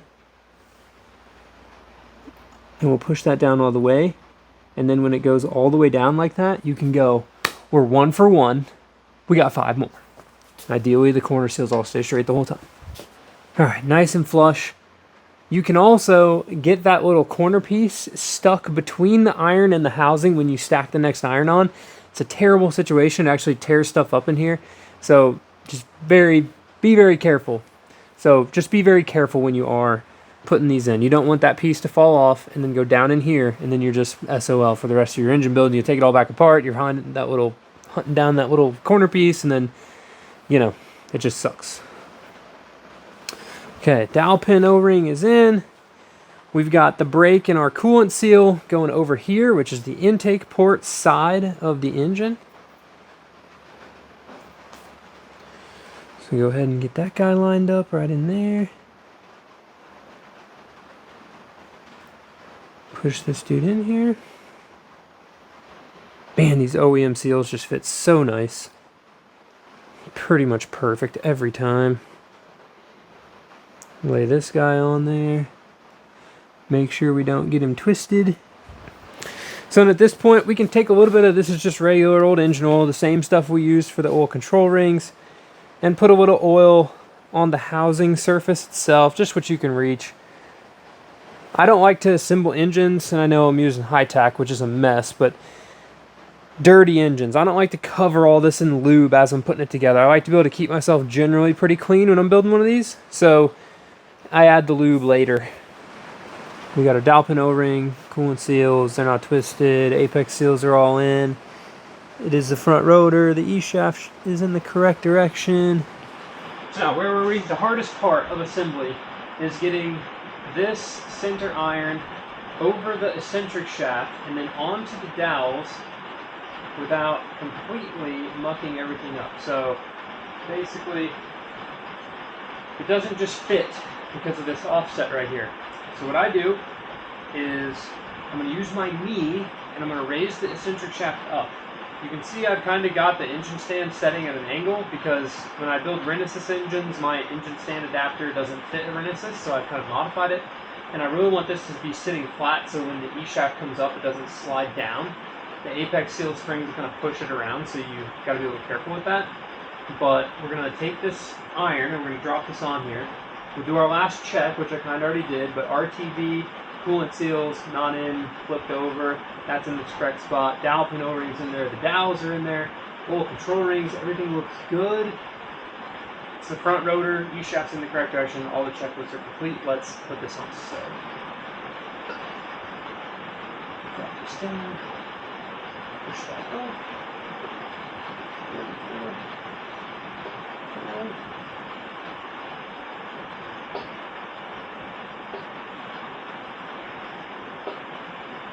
You're so close. Come in.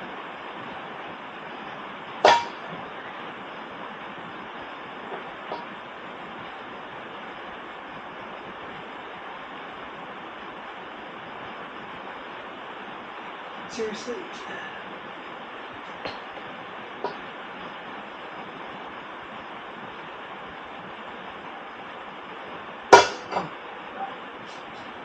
Had to get the E-shaft to sit back down in there. I don't really like that it clanged back in, and that clang would have knocked all those little corners out had we not glued it. So let's go ahead and take our flashlight and just look everything over in here.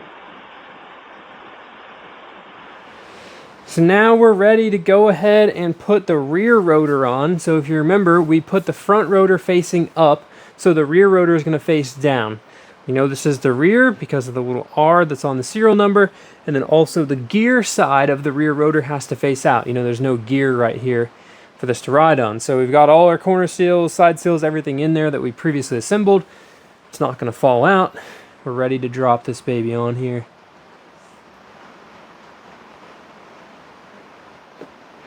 Just like that. And we just want to get it pointing as straight down as we can. The front rotor was pointing straight up.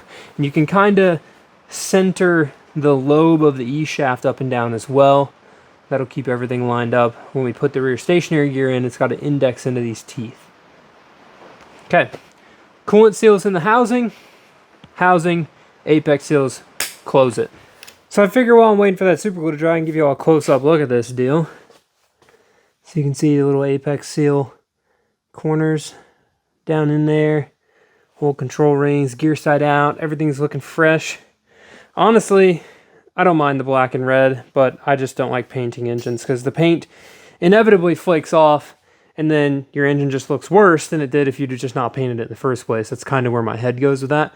I've seen people powder coat these before too, which is really rad, but it's just a lot of effort. And then also polishing the housings looks sick, but a lot of effort. So this last apex seal, gotta let it dry so I can scrape it off so I can put it in there, and then I'll probably try to do it too soon or it'll break because I glued it to the straight edge, you know. But we'll get this last iron on here in a couple minutes and then we should be ready to dress it up and then put it in the car. Last one. We just need to go 6 for 6. 6 for 6. Perfect engine build. We do these enough times so that we can't get it wrong. That's the whole goal. All right, I've cleared the corner seal. I just got to push it down. Where'd I put my flashlight? There it is. The trusty flashlight's been doing good for me pushing these in. Can't break the... Mint. 6 for 6. All right, coolant seals, RTV, dowel O-ring, rear iron, tension bolts, and then we're stacked. Now we're ready to put the rear iron on. You're going to want to make sure you have your oil pressure regulator on it. You can put it on after the fact, but it's just kind of a pain. It's way easier to do it now. RTV, apex seals are good. It's the rear rotor we know. E-shaft isn't in backwards. Coolant seals are in. The brake's in the right spot. The dowel pin O-ring's on. The rear iron is clean, and we're ready to drop this dude on here. So my customary good luck, little buddy. Hopefully we don't have to see you for a while.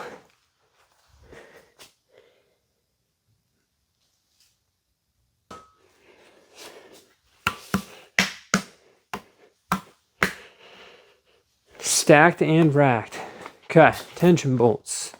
There are longer and shorter tension bolts. So if you look right here, this one has a dot in the end of it. That's a long one. The long ones go over here by the exhaust port where the iron's thicker. And then I believe the last long one is down here in this bottom corner. So when you're torquing on tension bolts, the end torque is going to be 27 foot-pounds based on Mazda's book.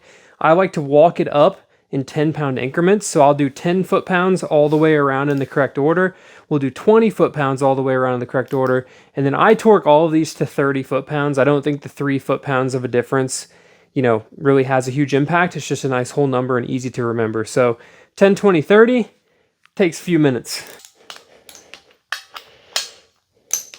Torquing complete. Now we get to make sure that this thing takes less than 20 foot-pounds to turn over, and then we'll check our Endplay. So we want to make sure that this takes less than 20 foot-pounds to turn over by hand. The reason for that is if you put something in there wrong, got something in a bind, it glued itself together, you never know. It's going to take more than 20 foot-pounds, and then you know you have a problem. So we've got Endplay. You can see the E-shaft moving back and forth. That's a win. You should have a ton of it right now. We don't have the front stack on, but it should turn over without clicking my torque wrench. There we go. Perfect.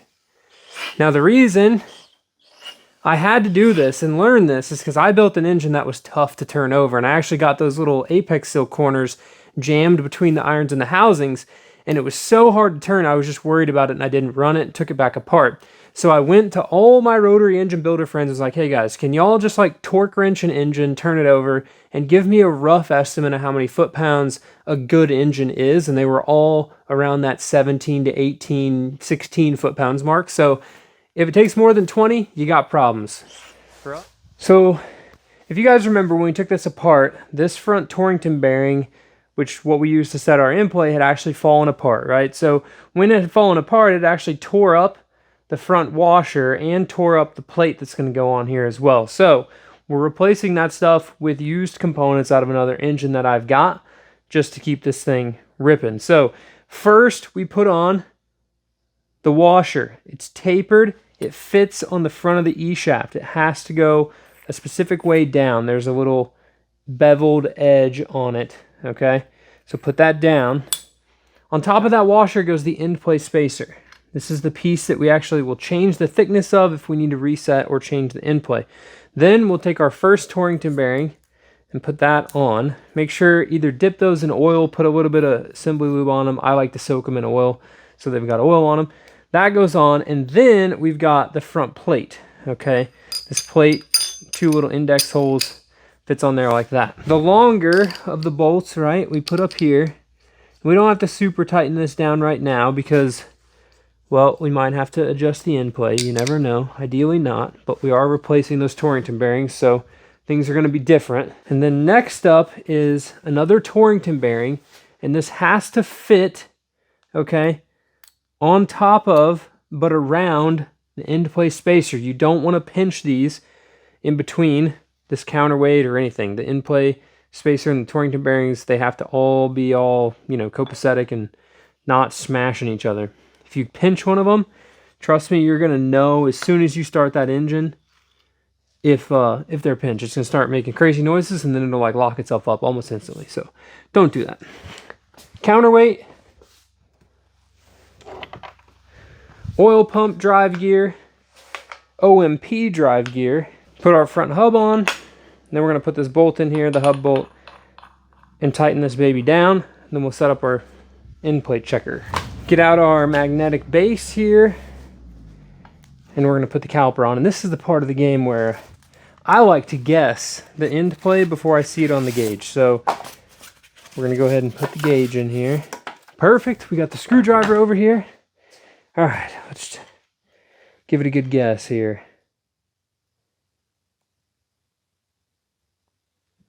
I'm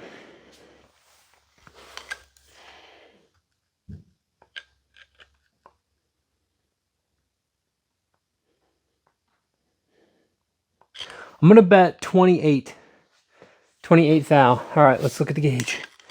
How much do we have? I nailed it. That's about right. It's probably 26. Okay, so what we're looking for is each one of these tick marks on here is 10. So we want it to be under, I think, 30.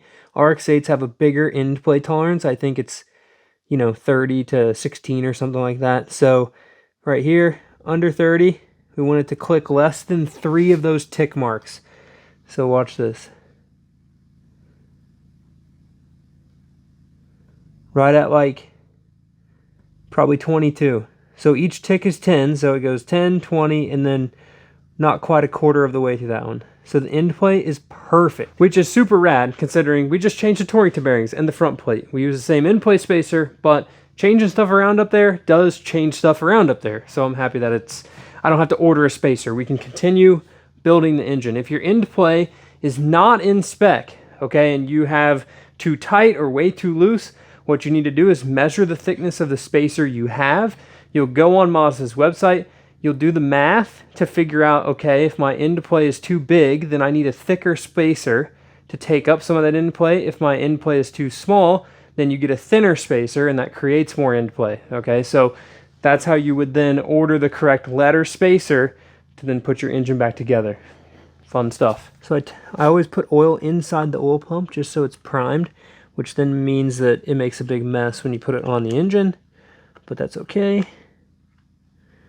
Get him set in there. These little 10mm bolts are kind of pesky. Let me tell you, do not take this nut off unless you had an actual oil pump failure, which is very, very rare. There's a tiny little keyway in there. It's kind of a pain to get the oil pump back together. So just take it off like a unit, just like I did.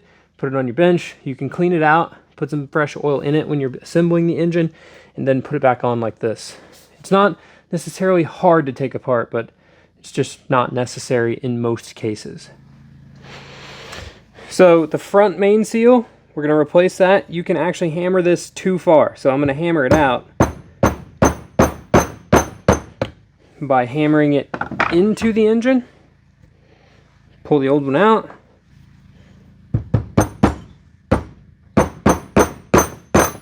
We want to be very careful to not hammer this one in too far. So I'm going to use the old seal so I can hammer it down.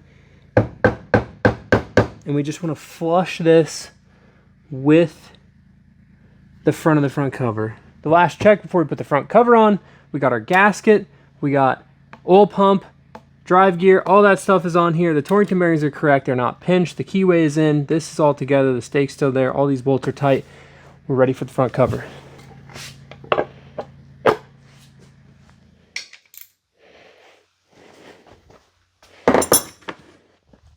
While I'm here, we're going to put our crank angle sensor back on that we removed so that we didn't break it. Go ahead and put our hub pulley on. Alright, so before we put our front hub bolt in for the final time, there's actually a spring, and then this car has the thermal pellet blocked off. So your eccentric shaft actually sprays oil out of it to cool off the inside of the rotors, and this would be a thermostat for that system to help the combustion chambers get up to temperature quicker.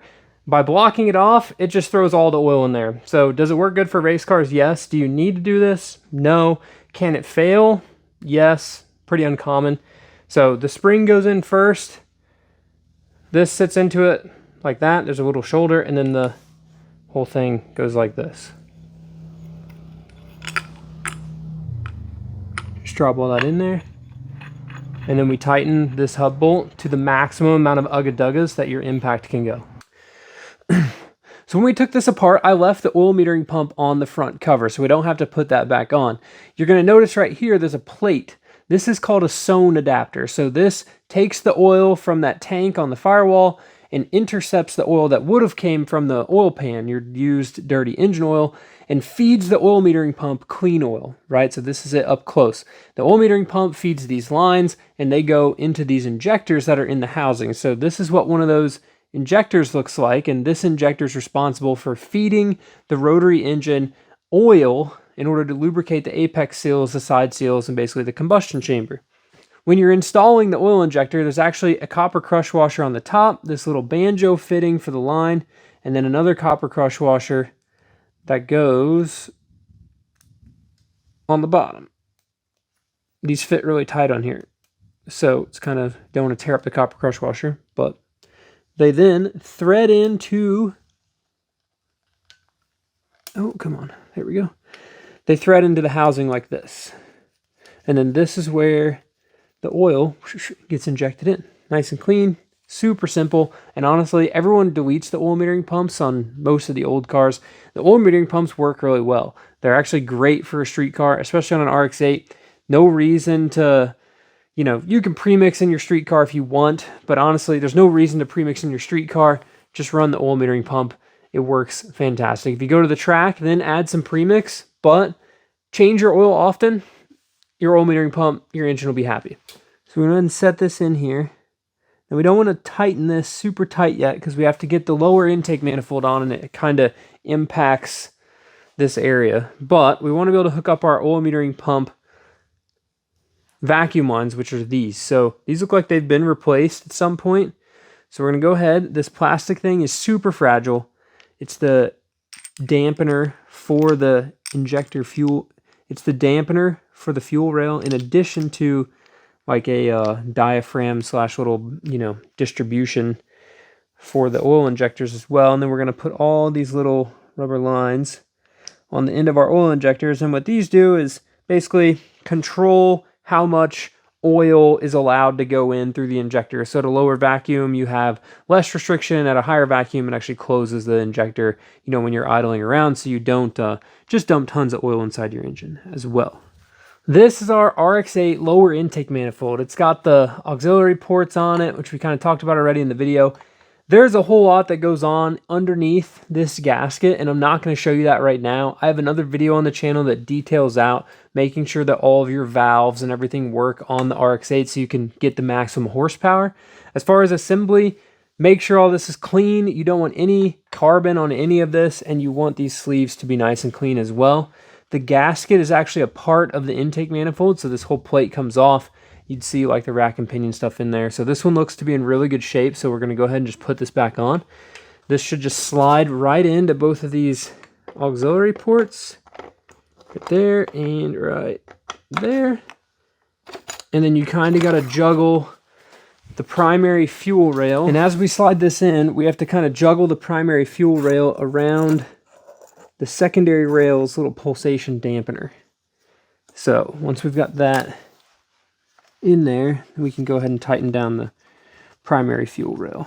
It just helps if that's a little bit looser, fits right around there. Then you don't have to take the secondary rail off of the intake manifold, so this piece can just stay here.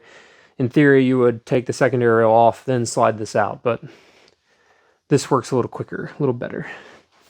All right, guys, at this point, we're ready to start putting the wiring harness on. We've got primary injectors, secondary injectors, stuff to plug in that's down here. I went ahead and put this plate on here. The wiring harness kind of sits on top of this plate, and from the factory, it would like clip into it. Doesn't really clip in that well anymore. We've got grounds that are going to go to that. When you're putting the lower intake manifold on, this line right here is your jet air. Line, so it has a rubber hose right here that goes up to your intake manifold, and then this big rubber hose actually goes to that oil metering pump like plenum deal that's under the injector rail. So take note of that. I went ahead and put the water pump pulley on there, but now we get to lay the big harness in here, which is this, and pretty much we just take this whole thing that's about how it goes. So your main plug will come out here between the water pump and the intake. You've got primary, secondary, all the injectors to plug in. Now is the time, if you didn't label your injectors, to go through and look at the wire colors and reference back to the internet so that you know exactly which ones those plug into. So I got to do that right now because I didn't label these very well. They kind of wiped off whenever I cleaned it. So I'll go through it with you, but just, keep that in mind as you're doing this. It's very easy to get an injector plug mixed up, and that will make your car not run properly. There's a lot going on, but it's not that bad. So I'm going to put the injector plugs up on the screen for the wiring and how those go, just so that it's in this video right now. So you can look at the color of the wire. Like this one, blue is number 4. I labeled all of these for the next guy, so it's easy. I went ahead and put on the coolant line that goes from the back of the block up to the throttle body, and the coolant line that goes from the front of the block up to the throttle body as well. The wiring harness also comes down through here. You've got your coolant temperature sensor down there in the back of the water pump housing. You have the SSV sensor, which is it's like the check engine light sensor to tell it if it's working or stuck. That one plugs in right down here under the SSV. It's actually, I think I can flip this up. You can see it right here. And then this is your 5th and 6th port actuator, or the auxiliary port valves. The OMP harness runs this way around the front and then plugs in down here. On this side of the engine, we have NOx sensor, oil pressure, and then your oil level sensor is all the way down there. So oil pan's drying finally. Up front, wiring for the crank angle sensor will run down underneath where the AC compressor bolts on. I've got one of the oil cooler lines on here as well. And then alternator. The alternator like excite harness is part of the engine harness. There's a big wire that's going to run from the post over to the fender well. That's the charge side of this. So at this point, we're ready to go ahead and put the oil pedestal on and the plastic intake manifold, the lower section of it right here. And then it's ready to go get put in the car. I guess I got to do the flywheel and the clutch, but that stuff's pretty easy. So flywheel, clutch, and then put it in the car. A little bit of a break from the wiring, but I'm going to put the oil pan on. Just going to show you. This is the oil pickup tube. There's a little O-ring underneath that. Screw that baby down. It's plastic. Be careful with it. You'll want to clean this mesh screen out as best as you can. And then this is the oil pan. So make sure that it's all clean. And then also just clean up your nuts and your bolts so you can install this baby on here.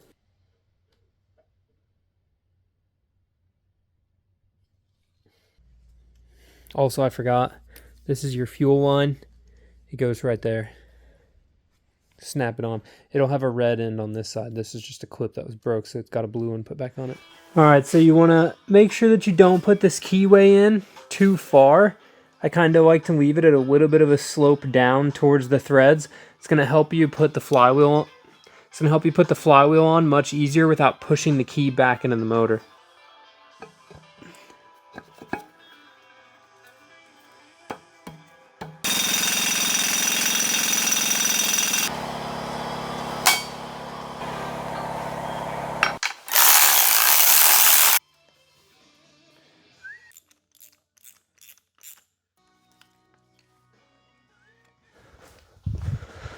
Shoo! It's been a long day, but we're ready to put this thing in the car. So as you saw, kind of buttoning up the last few bits, think with your dipstick, Jimmy, on this engine before it's ready to get installed into the RX8. So let me show you a few things that I did. Ignition coils. This oil cooler line goes under the ignition coils. Fun fact, don't forget that. Goes to the banjo bolt up here. I took this heater line off, so it's not on the chassis. I actually put it on down here first. It's way easier to do this out of the car. The ignition coil, like your coil direction, goes as follows. So it goes leading, trailing, starting with the front rotor. So you have 1, leading 1, 2, trailing 1, 3, leading 2, 4, trailing 2. Okay, angle your NOx sensor a little bit because it kind of gets in the way of the oil cooler line as well. You got this oil cooler line. I believe that's pretty much it. It looks crazy in here, but it's the same as what it was on the other side. Clutch is on. I'm going to head and put the header on as well. And then this car maintains the air pump. So we have the little air pump recirculation thing here that needs to go on as well. So it goes on down there by the header, bolts on up here, and that will connect to the air pump on this side, which I have removed because it makes it easier to get the engine in without it. So we're ready to drop it in. Key things when you're dropping your engine back in your RX8, you have to jack the transmission up basically as high as it'll go. I'm going to get all this heater coolant lines out of the way. I left the AC compressor in here, so I've got to negotiate around the AC compressor. So once I get the engine kind of down in here far enough to where I can install the AC compressor on the side of the engine over here, I'm going to go ahead and do that, most likely before it even goes into the transmission. I just want to get that on. It's way easier to be able to move the engine a little bit to tighten all the bolts. They're kind of a pain. You do want to make sure that you put all the bolts into the compressor if you've done it this way, because whenever you get that on there, there's no room to put that super long bolt into the compressor. So you have to have them in there already. Other than that, pretty straightforward. Beep boop, goes right in. Usually these are a little bit of a pain because the transmission is under the firewall. So literally, I like to leave the upper intake manifold off. Some people will put the upper intake manifold, on there. I just find it easier to get everything lined up, make sure we're all good with that off. So wish me luck. We're going to pop this in the car.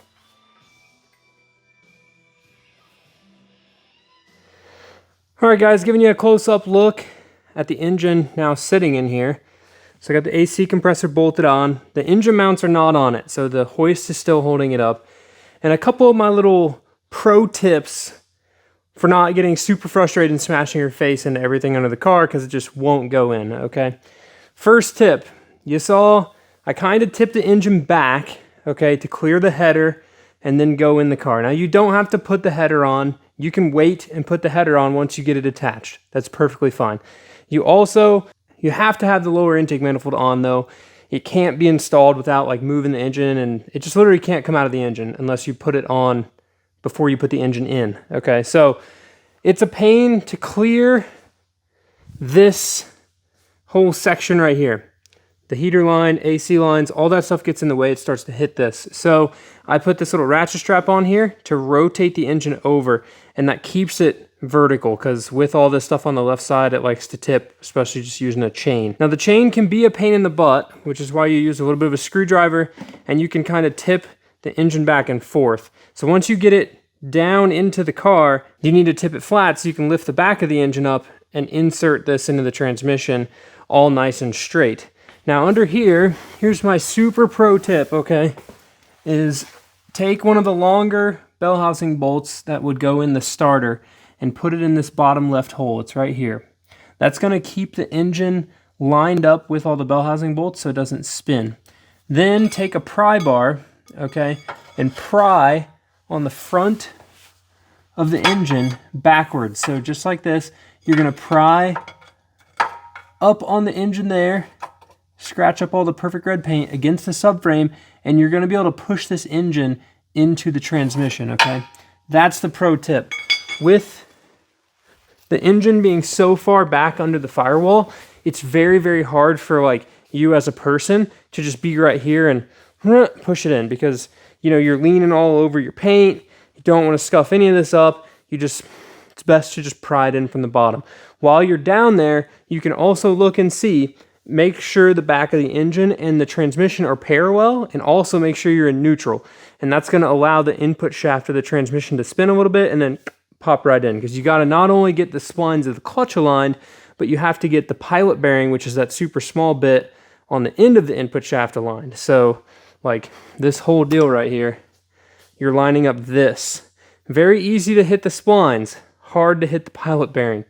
So now that we're here, we get to put the engine mounts on, which is the reverse of how you guys saw me take them off. So the engine mounts here. This side is the driver or passenger side. This goes over the exhaust. And then this is the driver's side. So basically I'm going to take those two metal brackets, which is going to be very, very hard for me to show you this. But those two metal brackets, we're going to Tetris them in there, get them mounted to the side of the engine. Then I will put the rubber mounts on the subframe and get all the bolts loose before I tighten anything. Sit it down, snug everything up.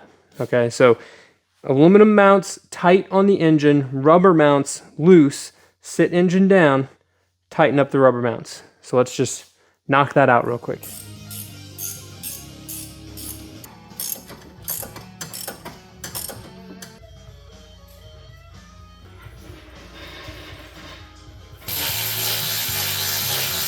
Alright guys, at this point we've got everything under the car done. So the starter is installed, the exhaust is hooked up, everything is mint. As far as hoses, you need to make sure that you get connected. We've got hose off the top, a bunch of different stuff over here on the water pump thermostat housing area. So big line that comes up to your tank, another big line that goes to the heater core back there, the big line for the top radiator and your lower radiator hose, which on this car it's blue. We got the zone adapter hooked back up. We already got everything on the engine harness plugged in, so that's a win. Nothing really wiring wise. We just have to plug this big section into the ECU box here in a second. And then I reinstalled the air pump and everything over here. So it's just one big plug there.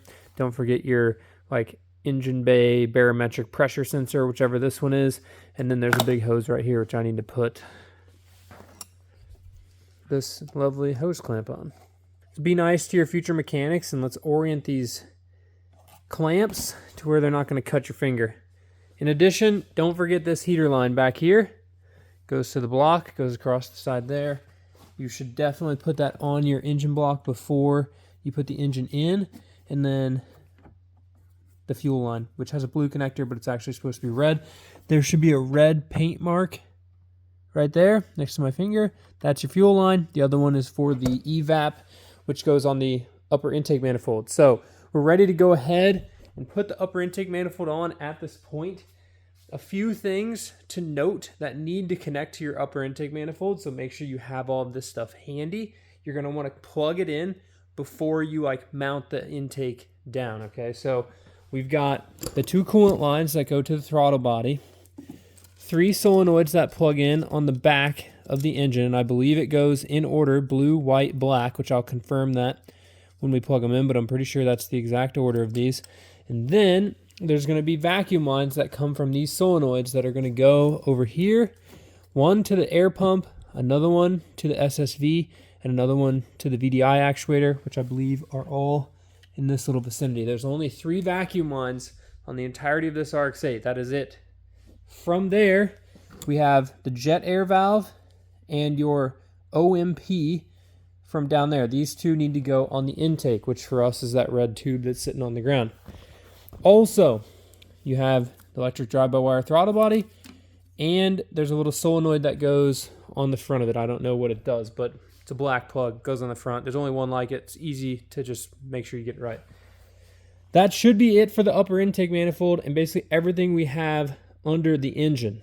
Okay, so it looks super complex. We literally can't even see the pretty red and black engine down there, but we're getting this thing back together. We're pretty much on the home stretch, guys. Putting the upper intake on is super easy, and then just battery box and the intake tube and the strut brace, and it should be ready to fire up after some fluids. So let's get this upper intake on here, hook up the ECU, do the things I just mentioned. We'll be ready to fire it up. All right, guys, literally the vacuum lines will only reach their respective places. So the long one, the short one, and then the even shorter one down there for the SSV. Super simple. Literally can't mess it up. Also, I verified it is in fact blue, white, black, going from top to bottom for the solenoids on the back of the engine. Then we'll also have the brake booster line that goes here.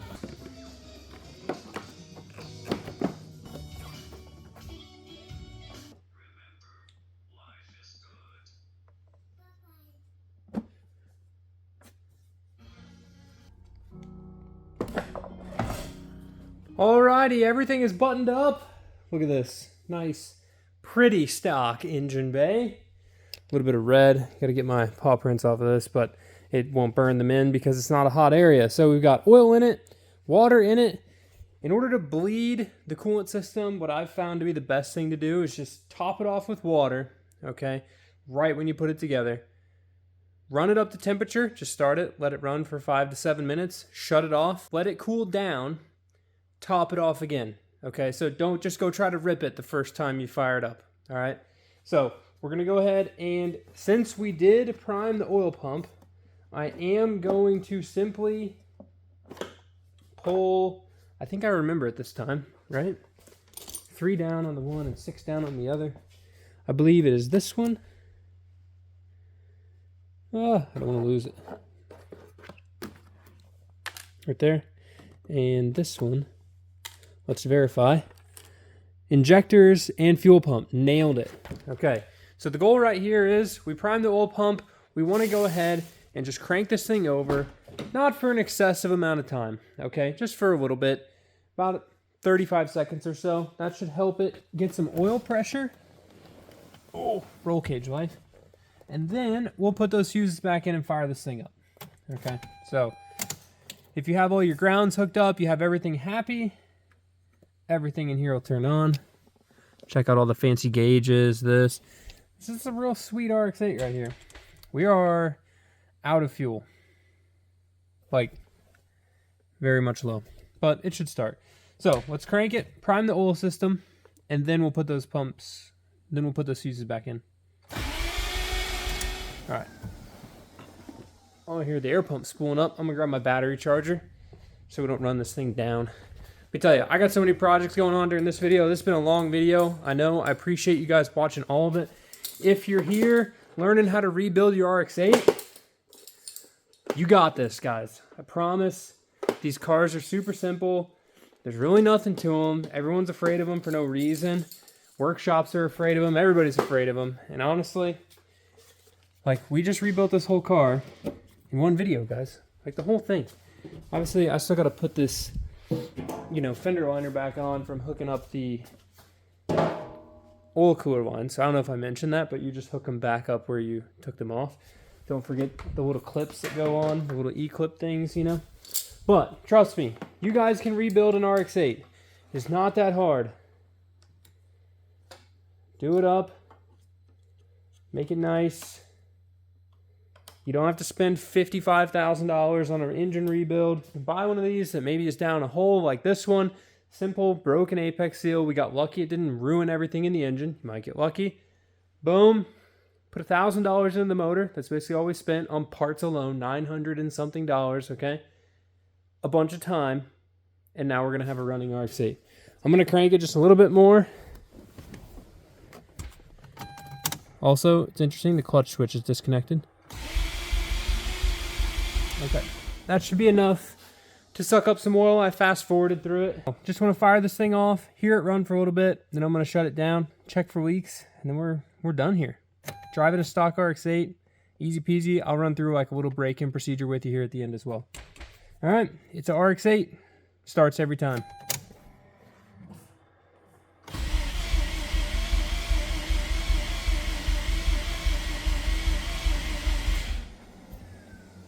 It's definitely this dumb low battery that I got right now. No shot am I gonna have to let this charge. And 1 second later, we're back the next morning gonna fire this thing up. So, battery's been charging all night. We cranked it to build oil pressure. It should crank faster, but again, I haven't touched it. Literally, just got it. So let's see if she fires up. Guess I could go ahead and do an ECU relearn as well. So, yeah, why not? If you take it and you smash the brake pedal, I think it's like 20 times.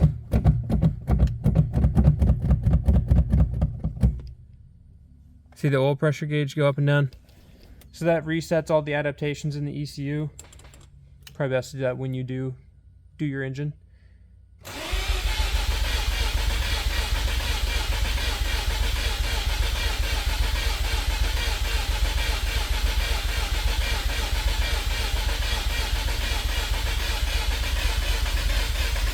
Here we go.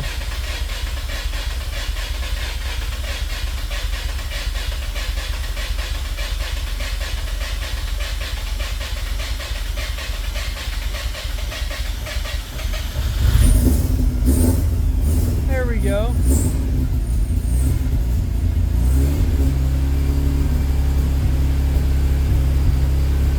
Okay. So it's gonna have to clear up, it's gonna have to break all those glue pieces off the apex seal, it's gonna have to do all that. Look at that, it's idling. Starts every time, didn't even say it. Sounds crispy. Alright, let's check for leaks. Mainly looking for oil leaks at this point, water leaks. I'm not gonna let it run for that long, I just wanna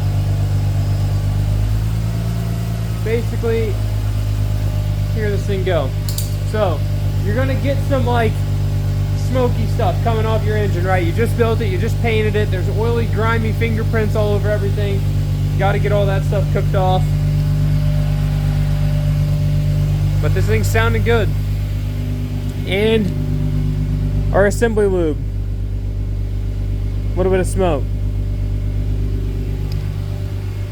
So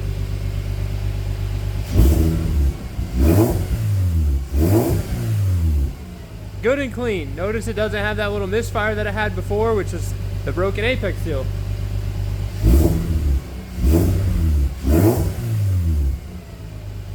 Sick.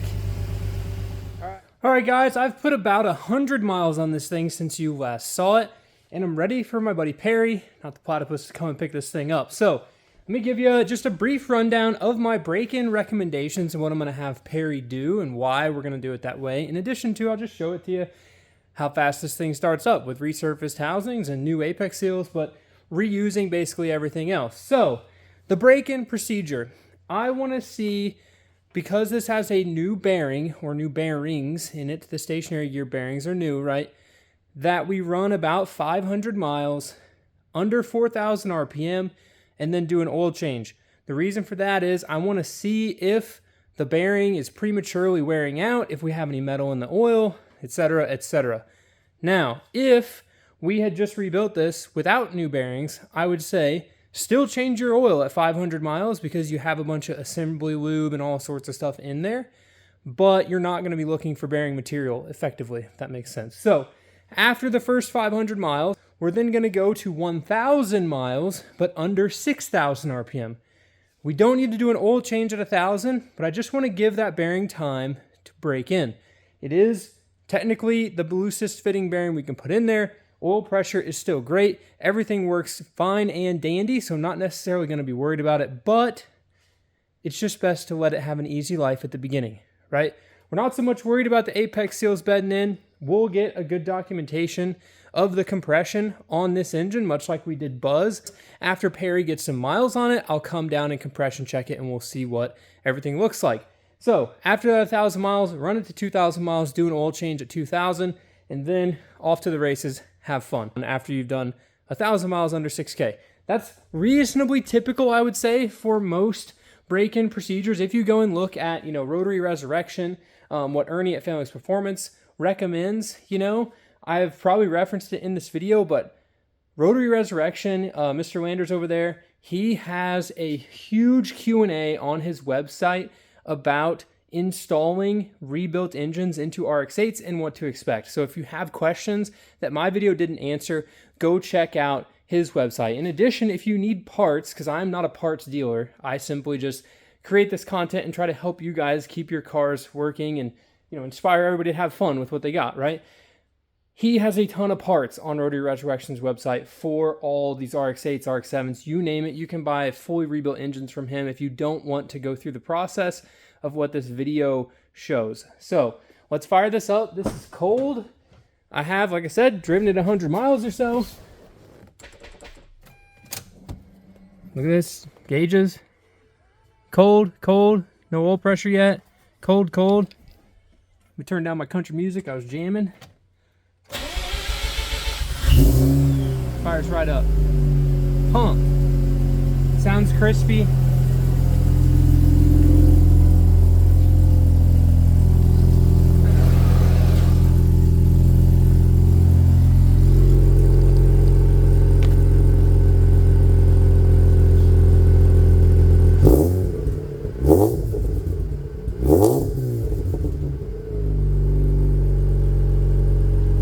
We'll give you all a classic YouTube exhaust rev clip, put the camera on the bucket and rev it up. Everything's pretty much perfect. We've had a little bit of a issue with the power steering acting up, so just start and we'll let that cycle. If you're worried too much about shutting your car off and it flooding instantly, you can do the old rev it and shut it off kind of deal. Go ahead and, this is kind of that thing if your car is flooding. You rev it and hit the key midway.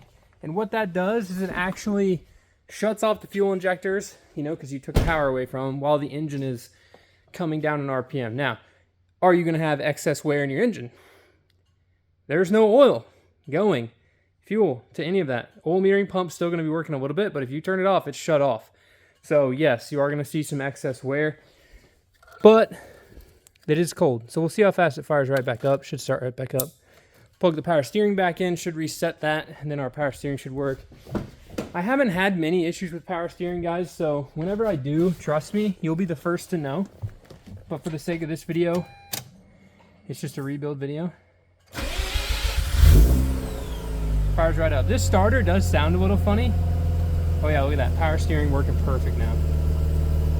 But everything's good. Look at that. 50, 60 PSI oil pressure. So that's a huge win. But this thing is ready for Perry to come and pick it up.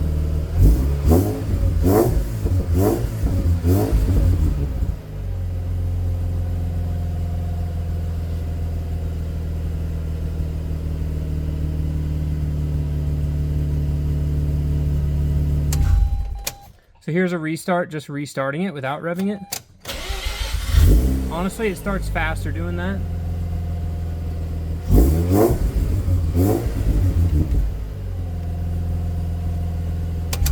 Perfect.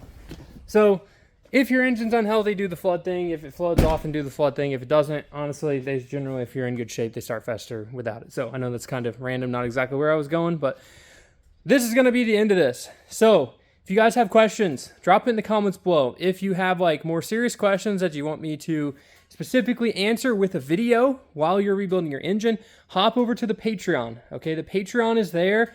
1, to support the channel, but 2, there's a thing on there called Rad Solutions. The whole purpose of it is to give you guys an opportunity. You subscribe to Rad Solutions, you ask me questions, I will make a video. It could be a 2-minute video or a 30-minute video answering your question. Okay, so if it's like, how do I clearance a side seal and this and this and this, I'll make a video to help you. If it's what port should I do on my old school 4-port full bridge, whatever, and you want to kind of know some of my porting insight that isn't in a video, I can make a video to answer that question. That's the whole goal of that, is to be able to have an outlet for me to effectively give my time back to you versus trying to cover things in a, one topic YouTube video just like this one, okay? So with that, I know this video did not fit in with any of the other projects that we got going on. And here in just a second, I'll kind of tour you the shop. You'll see what we got going on. But I really want to say thank you guys so much for watching this video. This video is for you, the complete RX8 rebuild. I know it's long, but hopefully this brings you guys some knowledge and helps you out fixing your RX8s, rebuilding your engine, and ultimately just inspires you to be confident enough to do it yourself. There's not a lot of rotary shops out there. I know rebuilding these engines is expensive, and hopefully this can, A, help you save some money, and B, like I said, maybe inspire you to learn some stuff about your car. So with that, live a life you don't need a vacation from, keep it rad, and we'll see you in the next one. All right, you're candid into the video. So we just got back from Oregon Trail Rally. Probably the last rally for the Colt in a while. If you're on the Patreon, you know what the next car is going to be. And it's probably on the way to pick it up, or close to going to pick it up. RX7's in here because I got to change the fuel pump because it's acting up. And then, holy cow, I've got an FD RX7 with RX8 wheels with that. Peace, guys.